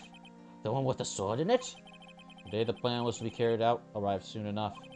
We met for the first time at Hazakura Temple. That's when your mother showed me your special staff. I realized it then, just how far she was willing to go.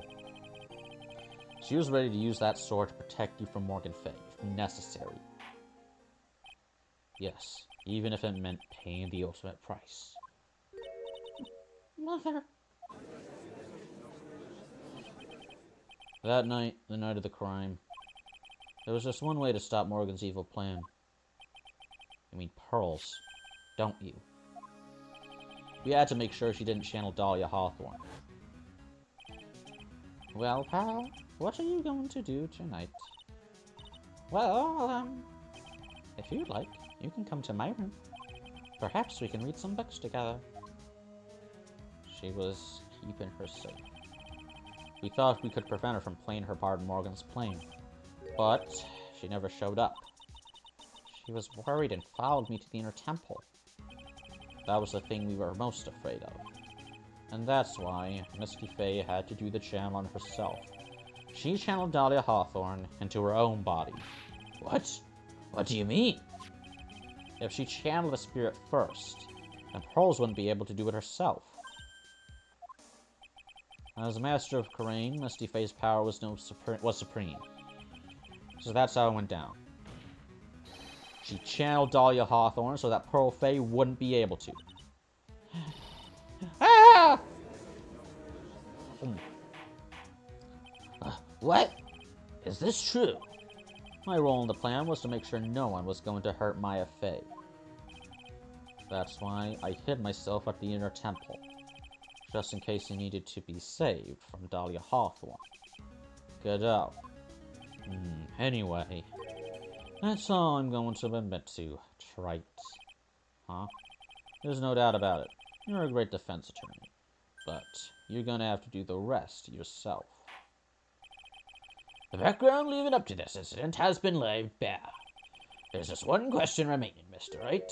Who killed the victim?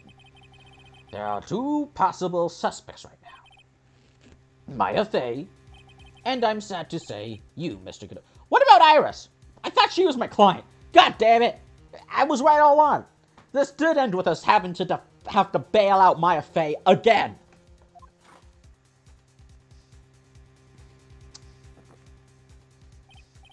Well, Trite, if you're the real deal, then finish this thing once and for all. Show us beyond a shadow of doubt that you can finish this on your own. No, Nick. Please don't. Maya. I heard the whole thing.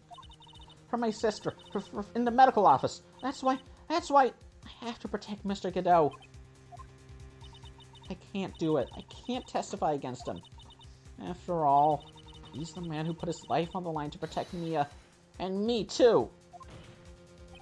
Maya, I know that. Nick. But even so, it doesn't absolve him of his crime. And if you... Please, Maya, testify. And if you don't, you'll go to jail. You'll go to prison. Miss Fay, your testimony, please. This is the final testimony. Don't bother trying to hide anything, because I'll know. I want to hear the truth from your own lips. I understand. I'm sure you're right. I'm ready now, Nick. All right, young lady. Tell us about the moments before you lost consciousness. What exactly happened at the time of the murder?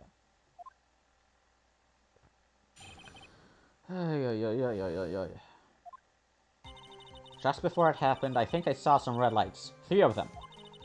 I thought I'd ask for help, but just then I was splattered with blood. She wasn't dead, though, and she was struck back at the enemy behind her. Suddenly, the red lights went out, and the whole area was dark. Just at that moment, there was a horrible scream. Right after that, Dahlia collapsed, and I lost consciousness. These red lights. I'm sorry. I thought I saw them, but then they disappeared all of a sudden. Things break, Trite, even the best of theories. Who was it that stabbed Mystic Fay? Looks like you still can't prove it. Maya is telling the truth this time, and know it. The rest is up to me. Well then, Mr. Wright, proceed with your final cross-examination of the witness. Moment of murder. Okay, I don't think I'll have to try too hard. Just before it happened, I saw 3 of them. Splattered with blood, enemy struck behind her. A horrible scream. What do you mean by just at that moment? Do you mean the moment when the red lights went out? Yes, that's right. The scream that you heard then, was it Dahlia Hawthorne? I don't think so. I'm pretty sure it was a man's voice. What? What? So then, that scream came from the killer? That's gotta be it. I think Dahlia Hawthorne must have taken the blade and attacked the killer with it. And then the killer let out a scream of pain, huh? After that, the killer stole the blade back and delivered the final blow, I guess. Well, that's good news. Godot will get a lesser charge for self-defense. Well, Mr. Wright? Seems to make sense to me. Sounds like a reasonable deduction, but I still kind of wonder. There's a contradiction. I'll figure it out as I go along. That's how we've always done this. But that interpretation will create an enormous contradiction. That makes sense. After all, my deductions are almost certainly never correct. Well, this is self-aware. Remember... Wait, why are you a judge if you know your assumptions are almost never correct? Remember the testimony she just gave. Before the killer let out a scream, Maya said she had already been splattered by the victim's blood. In other words, the blade in the staff had already been plunged into the victim. Is that right? She couldn't have struck back with a sword that was already stuck in her body. The weapon that caused the killer to let out a scream must have been something other than the staff. It was the knife. It was the dagger. If you're so sure about that, then don't keep us waiting any longer, Trite. And we're going to have to examine him. He's going to be like, no! And then, oh wait, the bullet is still in his shoulder. Bring out the metal detector. What could possibly she use to strike back at the killer? This thing. Naturally, the dagger the killer brought to the scene of the crime. Oh, that's right. I forgot about that. This dagger was found at the crime scene, stuck into a pine tree. Yes, the detective found that this morning and brought it to me. Dahlia Hawthorne struck back at the killer with this, and she managed to wound him as well. Just because he let out a scream doesn't mean that he was wounded. For all we know, the blood on the dagger could have been from the victim. Have you forgotten that the blood has already been tested?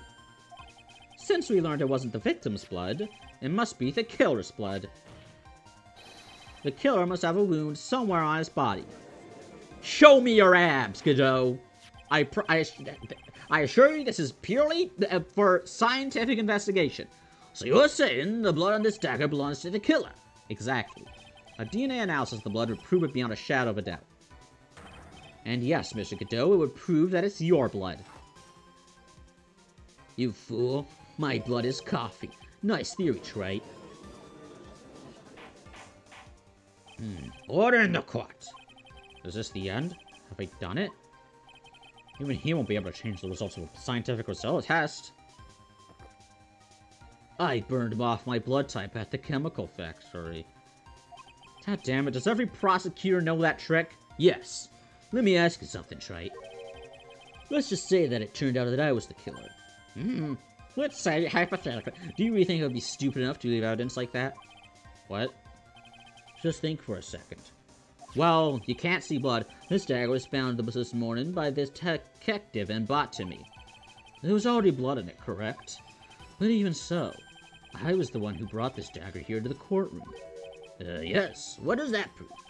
Well, if I really were the killer, I could have washed the blade off and then planted another person's blood.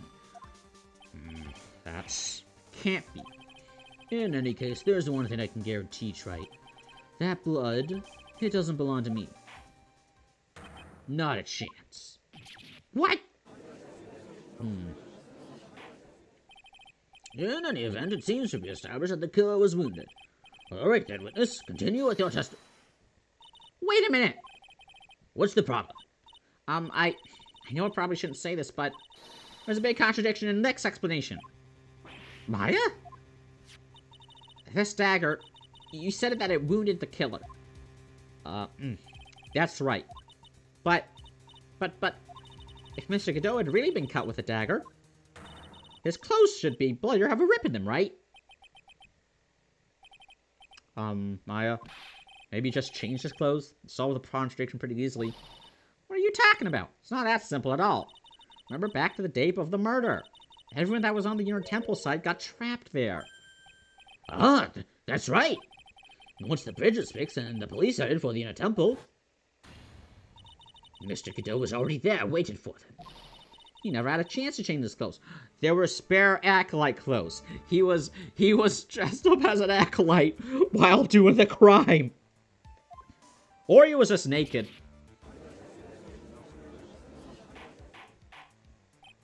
Order in the court. What? Well, maybe he brought a change of clothes with him. But no one could have predicated the lightning strike that shut down the bridge. Why would anyone have brought a change of clothes? Did the judge take smart pills during the last recess? Oh, man. Well then, maybe the killer took off his clothes before he committed the murder. That way he wouldn't get any blood on them. That's impossible, Wright. You know how cold it gets up there late at night? After a few minutes with no clothes on, you'd be frozen solid. Gah, really? With all the coffee you drink? I doubt it. Ha. So that's all you've got. I knew you weren't tough enough to finish this. Right now, if Mia-Fei were here... If Mia-Fei were here, she would have closed the book on this case already. Mia-Fei were here? Mia-Fei were here, she'd never have given up. So come on, Wright, can you do it or not? How about it, Mr. Wright? You've accused Mr. Godot of being the killer, but can you prove it? Have you got even one piece of evidence? The question isn't whether I can prove it or not. The fact is I have to prove it. That's the only choice I have. If I was taught that it's one of the rules of being a lawyer.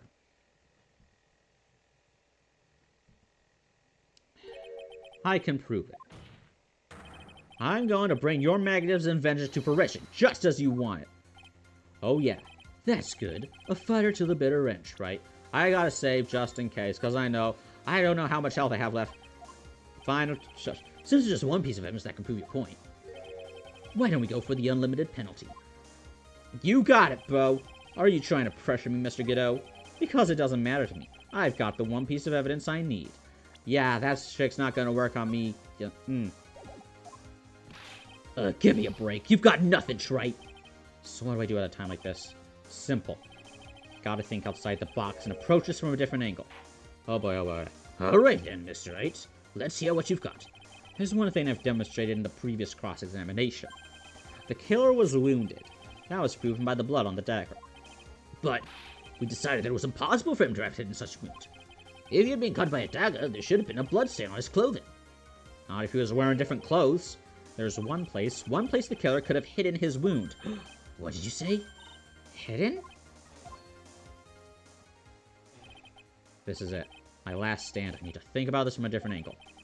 Don't need to think about why there were no bloodstains on his clothing. I need to show how he hid the wound. His eyes? Did he get stabbed in his fucking eyes? It's the end of the line. The final stop, Wright. Let's hear what you've got. So here's this location where you say the killer hid his wound. Oh, shit. Where did the killer hide his wound? He hid it.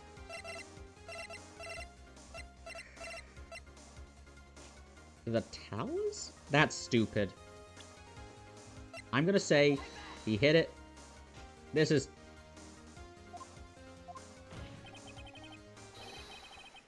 Yeah, I fucked up. I'm not even gonna watch the game over. Just hold on. Yeah, I was right the whole fucking time. It was his mask. It was Godo. It was Godo. Godo! I was right the whole fucking time. I don't know what you're talking about, but frankly, I don't need to know. What I do know is that you'll never be half Laura she was. Isn't that right, Wright? Oh! What was that just now? Mia? It can't be. God, never doubt yourself, guys. Don't be like me. You're living on. Through him? It's my enemies. Even as we speak, you're still hiding the wound.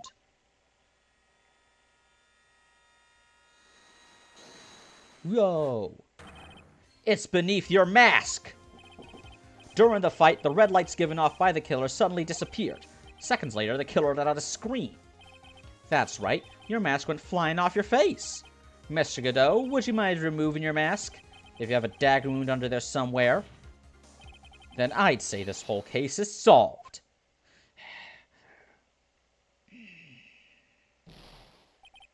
This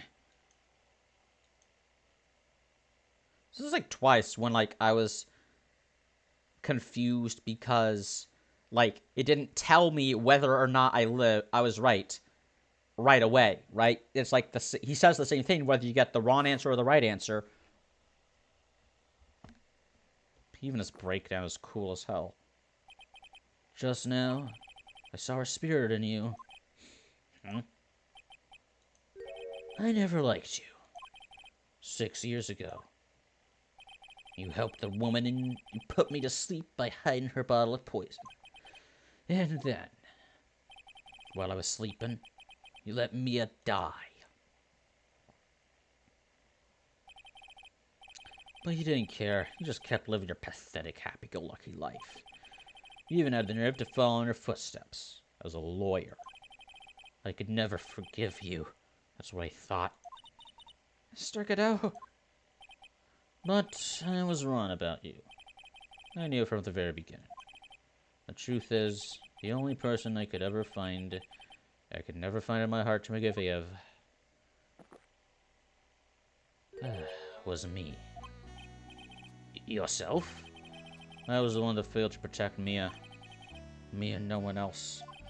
I tried to avert my eyes from the truth, to escape from harshness of reality. I just couldn't face Mia's death head-on, so I ran. I hid behind a mask. I threw away my true name. Couldn't even deal with being a defense attorney anymore, so I quit. But you saved Maya! Yeah, that was my plan. Up until just now, anyway. What do you mean? Are you listening, Maya? Glenn really wanted to save you. And there's one person that I should have gone and talked to right away. Who would that be? Are you talking about Nick? But I didn't do it. I tried to get the help of Iris and your mother, but I closed my eyes to the most important man involved. Do you know why? The real reason? Oh, why? I suppose I wasn't really interested in saving you at all. Huh? I think I was just trying to salvage what's left of my own broken soul. I was trying to make up for the fact that I couldn't save Mia. Nothing more. That's why I let you walk right into a situation that I knew was dangerous. Forgive me. You're wrong. You put your life on the line to save Maya. Was it really for Maya's sake? Even I'm not really sure. What do you mean by that? That night in the darkness of the garden, when I saw her silhouette,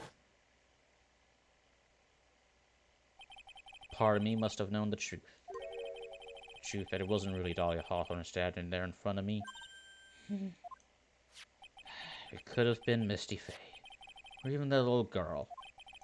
I still picked up the blade. It was like I was dreaming.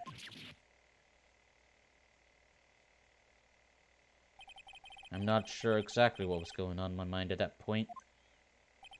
Was I really motivated by the pure desire to protect Maya Faye? Or was it something else? Was it my hatred for a woman who had stolen everything from me 6 years earlier? Could it have been simply a desire for revenge? And now, I don't know anything anymore. I did learn something today, however. I finally realized that I was the arrogant one. I was just chasing an illusion. A fantasy. That stupid fantasy of defeating you in the courtroom.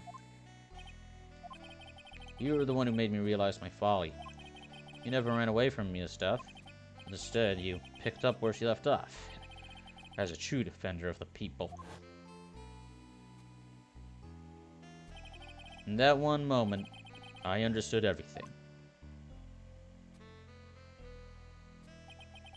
Mr. Godot.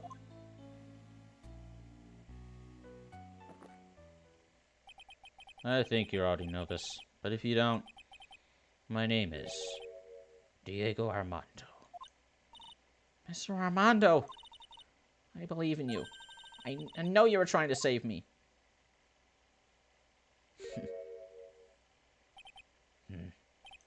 Thanks. Your wound. It's bleeding.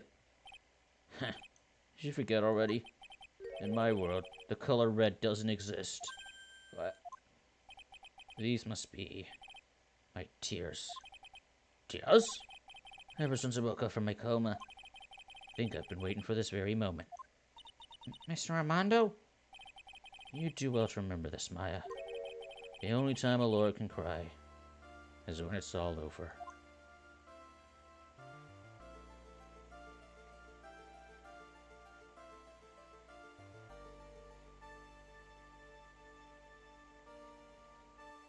Is he dead? This time, it really is all over, isn't it? Defendant? Yes, Your Honor. Although you weren't directly involved in the murder, tampering with the body and the crime scene is a serious offense in itself. I understand, Your Honor. Mr. Armando explained that to me very carefully. I knew the risk and I willingly cooperated. Oh, that was her saying it. Mr. Armando explained that to me very carefully. I knew the risk and I willingly cooperated anyway. Very well. Before I hand down my verdict, is there anything else you'd like to say? Oh, there is one thing. I'd like to say something to Mr. Wright. I want to apologize to you. Apologize to me? For what? For the case 5 years ago, of course.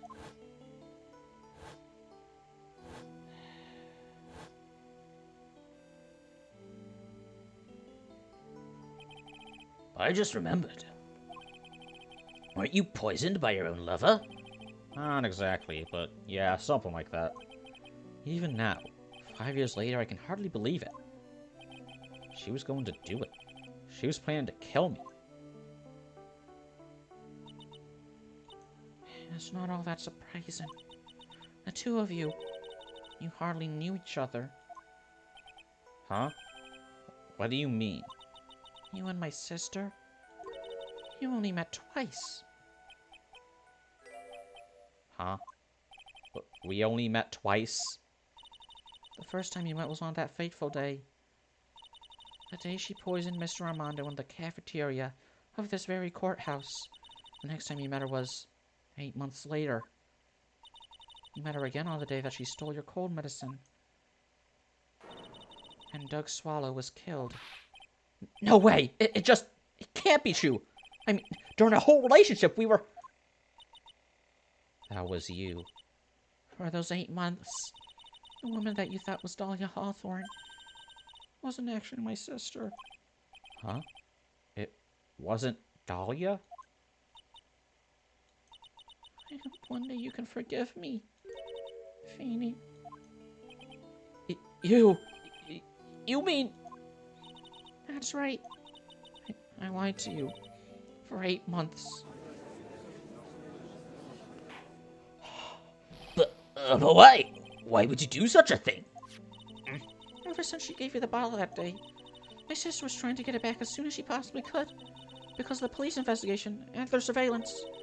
She couldn't move about freely. So that's why you... My sister, from the beginning, she was prepared for the worst. Prepared for the worst? She thought that you might somehow discover the truth. That's why she was already ready to deal with you at a moment's notice. You mean she was ready to kill me, don't you? She already had so much to answer for. I didn't want any more sins on her soul. I begged her not to do it, and she agreed to give me a chance. And that's why you came to me. You came to get the bottle pendant back from me in her place. But I couldn't get you to give it back. I failed at something even as simple as that. 8 months passed and I still couldn't get it back from you. Finally, my sister couldn't wait any longer. She didn't consult me about her plans for you that day. It was the first time that had ever happened. That was a bit strange, wasn't it? I remember that day you two were partners in crime and she would confer with you. I think she must have noticed. Noticed what? My feelings for you. Unnecessary feelings? If I had found out she was planning to kill you, I would have done whatever was necessary to stop her. Even if it meant her life. Or mine. Iris! After spending those 8 months by your side, my feelings towards you, they changed. I have something to say to you, too. Yes? You are the person I always thought you were. Even after Dahlia Hawthorne was found guilty, I still believed in you.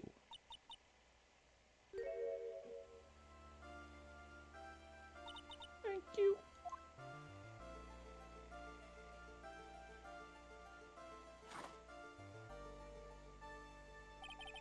How many cups of darkness have I drank over the years? Even I don't know. I'll tell you though. Right now, this one here is the greatest cup I think I've ever had. Don't you think so, Phoenix Wright? Hey, you got his coffee cup! Yeah, I think you're right. The purpose of this trial was to rule on the murder of the victim, Elise Stonin. At some point, I expect you will be tried for your role as an accomplice in this case. I understand, Your Honor. Yeah, she'll be fine. On the charge of murder, I hereby find the defendant. So it's funny, in all 3 games, the final defendant of the final trial, they still end up going to jail. In Ace Attorney, Edward still has to stay behind in the detention center for some reason, I don't know why. And also Lana Skye, she still has to stay in jail for corruption. In All Justice for All, Matt on guard. Whether you get him a guilty or not guilty verdict, he still ends up in jail because he doesn't want to get killed.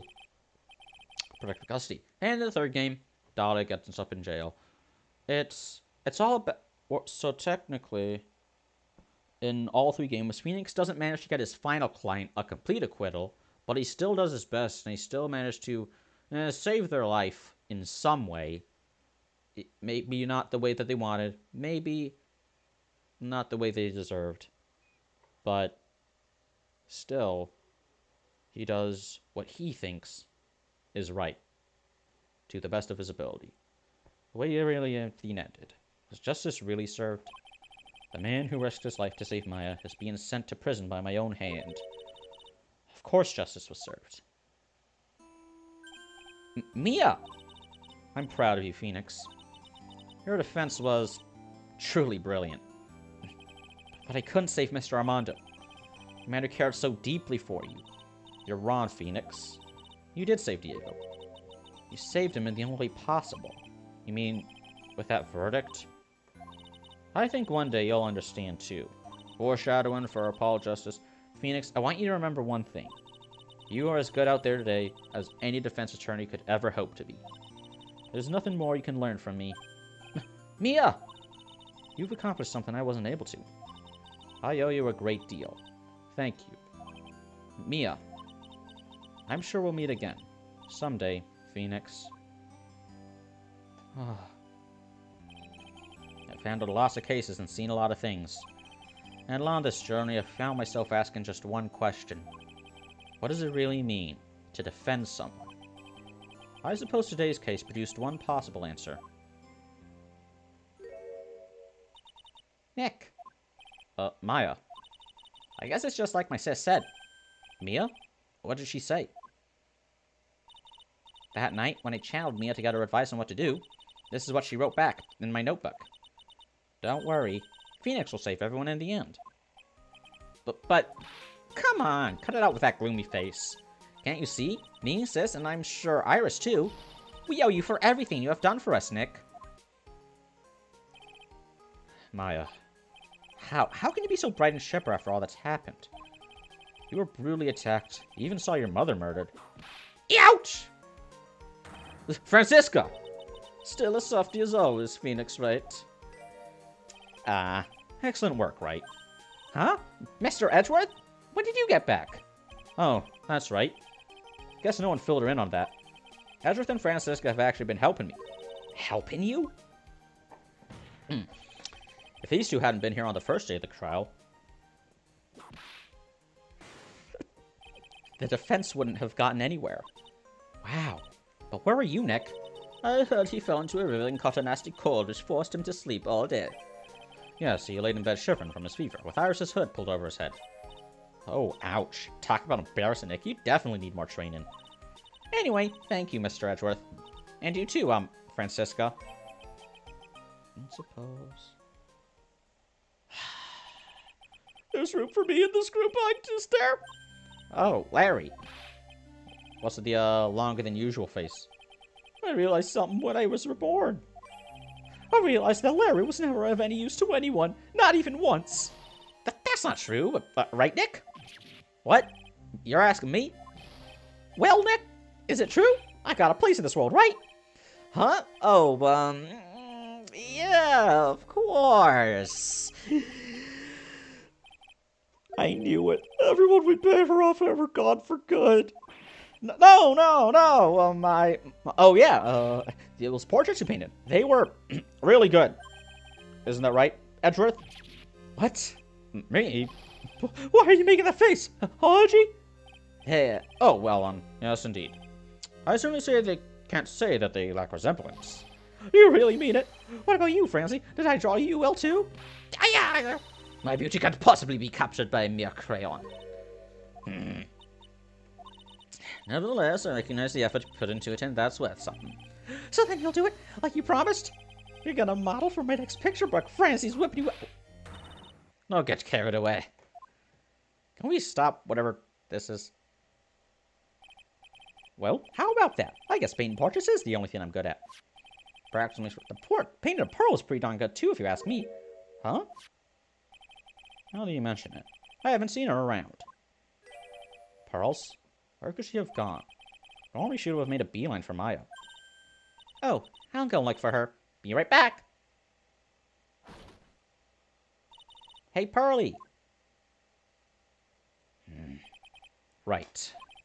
You seem to be uncharacteristically puzzled. I suspect you're wondering how Maya can be so cheerful despite all that has happened. Yeah. To be honest, I can't understand it either. Francisca. That's right. She lost her father fairly recently as well. I think I understand how she feels. Maya is a much wiser person than she appears, and I think she realizes something.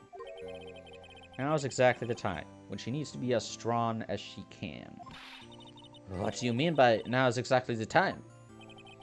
Maya wasn't the only one that was badly wounded by this incident. In fact, there was someone that was hurt far more deeply than she. I believe it's for that person that Maya is trying her best not to cry. I gotta save this. I gotta make someone who was hurt more deeply than Maya. Edgeworth. I think I'm starting to understand, too. Save again. Ow! Then tell me, Phoenix Wright, who is my fae being strong for? It has to be Pearl, right? It has to be. Pearl fae. The poor kid. After all, the reason that she worked so hard to follow the instructions was because she loved and believed in her mother, Morgan. It's for the good of the Fae clan. I'm sure she believed every last word. She thought she was doing it for Maya. That's why she was so happy. It shows how truly devoted she is to Maya.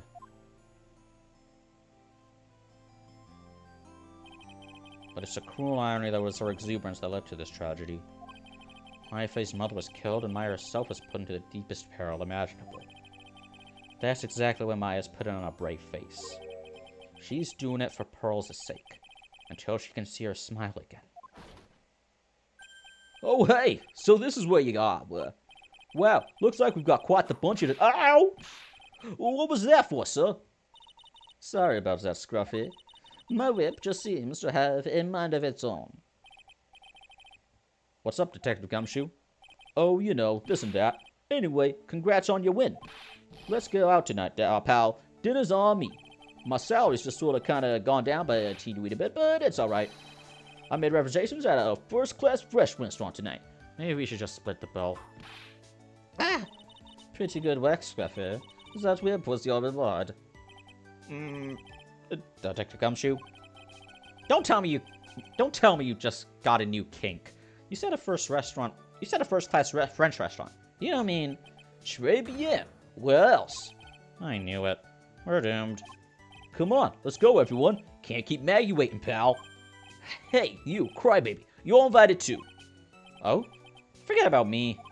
Pearl and I will be at the Snoozer Shack eating potatoes. You know, Maya's taken an awfully long time to get back. She's still out looking for pearls. Oh, Maya. What's wrong? Nick, what do I do? Pearlie, I can't find her anywhere. Huh? I'll bet she just went back home. That's all. I thought so too, so I called the village. But no one else has heard from her. This has never happened before. As I figured, she has been badly hurt by this incident. She feels responsible for the tragedy that has befallen you, Maya. But none of this was her fault. What should I do? Detective Gumshoe. Yeah, what is it, pal? Could you guys go on ahead? But what about you? Maya and I will... We'll join you guys once we find pearls. Nick. Don't worry about us, Detective Gumshoe. We may be a little late, but we'll definitely be there. We have a lot of celebrating to do tonight, and I wouldn't miss it for the world. Yeah, but you're the... Ah! Very well, Phoenix Wright. We'll go on ahead. Don't keep us waiting, Wright. We won't. But where should we look? Where could Pearlie have gone? Let's go, Maya. There's only one place I can think of that pearls might have gone to.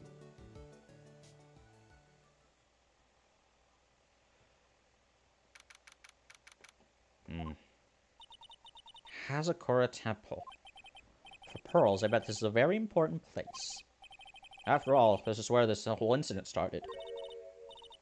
What's this? You're all back again so soon. It's you. Sister Bikini? I thought we'd be eating mashed potatoes alone tonight. She is Irish! So she's here? Pearlie is here? She's in the training hall. Why don't you hurry along and go see her? Okay. Oh, I never did get to see what was inside that cool cave. Pearlie's not here. Ha. Maya, the hanging scroll. Ah. Someone cleaned it off. It's got to be pearls. Ah! Mystic Maya! Pearlie? Why did you just leave me like that?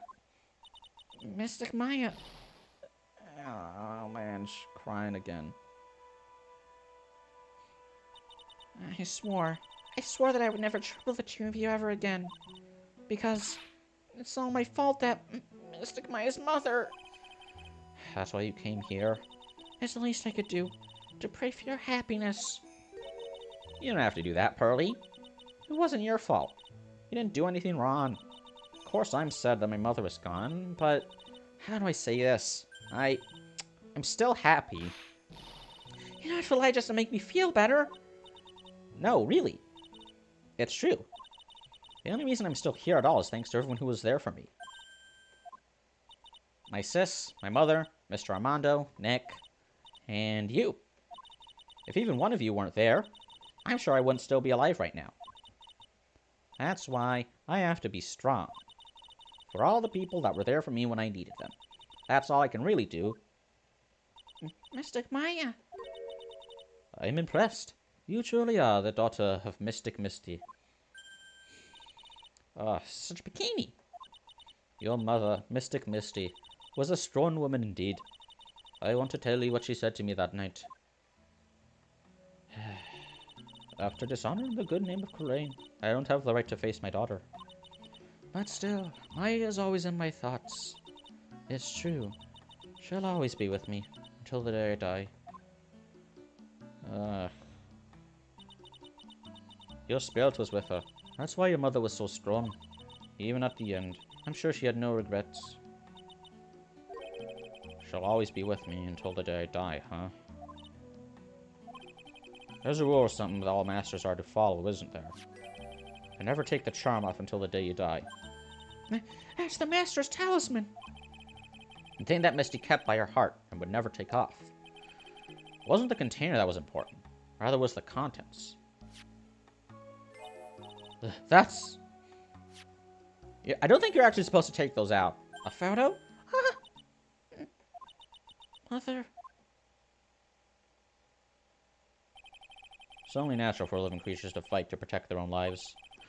But what makes us human is that we fight for others. But who do you fight for? How hard must you fight? That's the true measure of what human life is worth.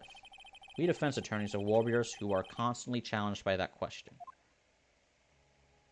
Ah. Even when the battle is over and the bonds that connect us are severed, we always return, time and time again. Mia, Maya, Pearls, Mr. Armando, and Maya's mother too. I learned that from all of them.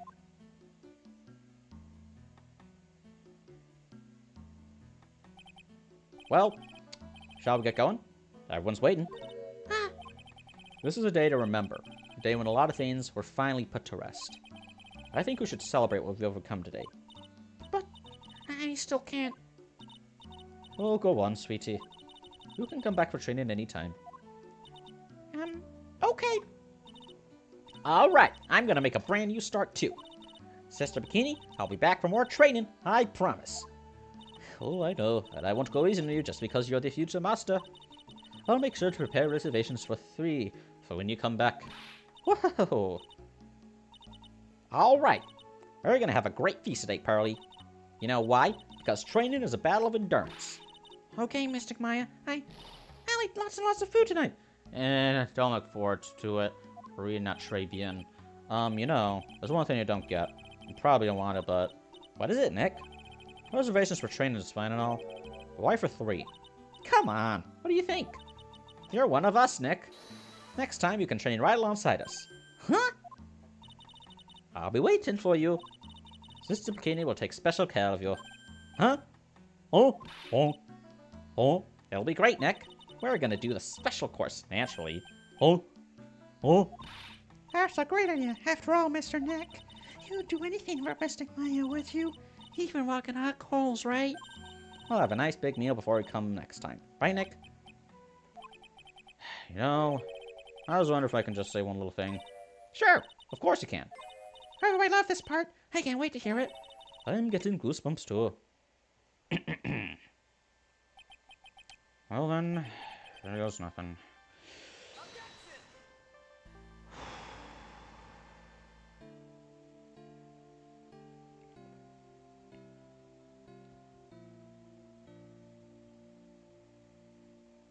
I'll really have to work extra hard now.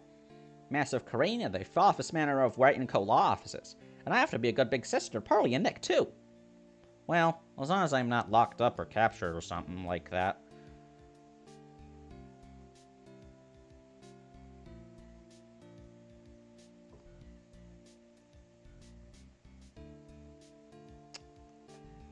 So it's true. Mr. Nick really is my shining missing. Fuck. He went through the special course all the way to the end. Actually, I heard there's a legendary extra special ultra course here too. I think I'll surprise the two of them by making them a secret reservation. Excuse me?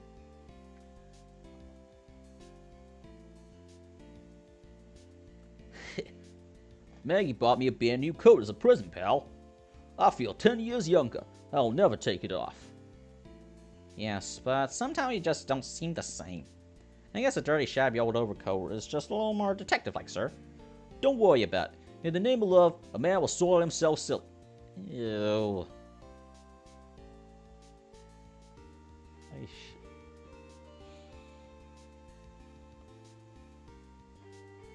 Mr. Wright, I am once again in your debt. Thanks to you, the Treasures of Karain exhibit was a great success. I even got to see Miss Von Karma, who I hadn't seen for almost a year. She taught me how to use a whip, and said that I must show you what I've... Wow. Should have seen that coming.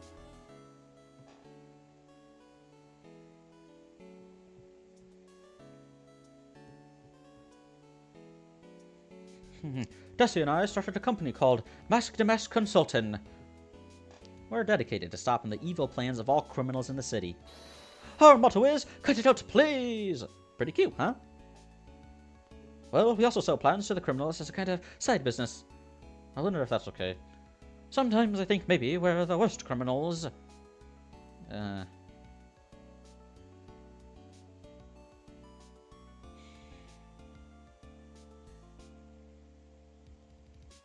wanted to show my appreciation to Mr. Wright for exterminating Don Tiger. So I lent him $500,000 and a tea set, a special thick tea, one I mixed with my own two hands. I bet he's drinking it now and winning through compromise.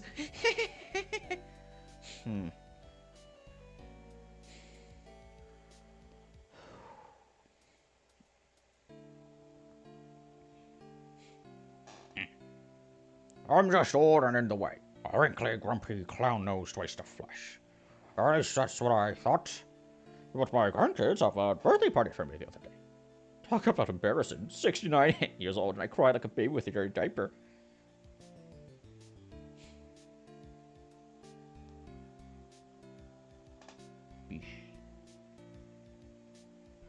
As usual, we have an abundance of work to do. We've hired a new programmer to replace Glenn Elk. I do hope everyone will get along. His name is Adam Mada. As soon as I heard his name, I knew our brain circuits would align perfectly.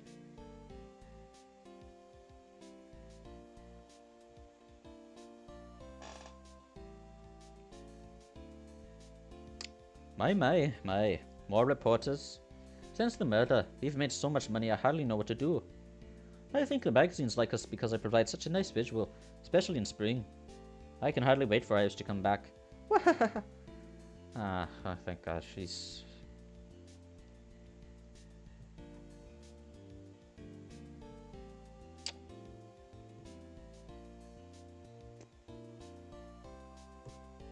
Everyone in this game is fatherless. You've turned into such a respectful man, Feeny. It was so sweet of you and everyone else to come visit me here the other day. Of course, I was happy that you constantly had your eyes on me, but I feel kind of bad when the little one slapped you so hard you got a nosebleed. Visiting an old girlfriend, an old flame. There he is. Oh.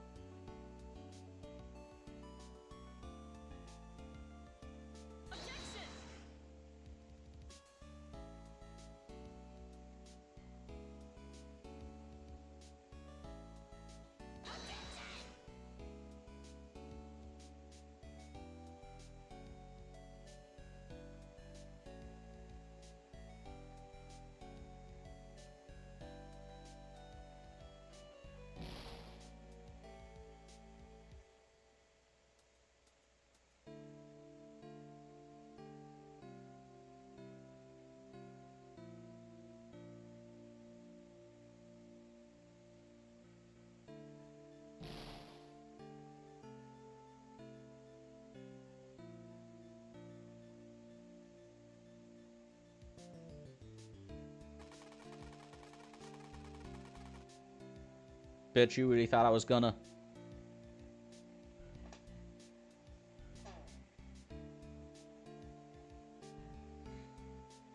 I finally found something I love to do. Franzie's Whippity Whip trip is gonna turn the art world on its head. I should have realized it sooner. Self-centered, lazy, antisocial. I'm an artist. A really good portrait artist. I'm not a loser after all. My...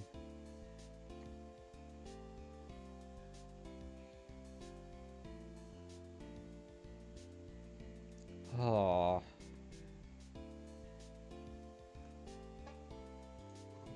That's a good one. Oh, yeah, whatever.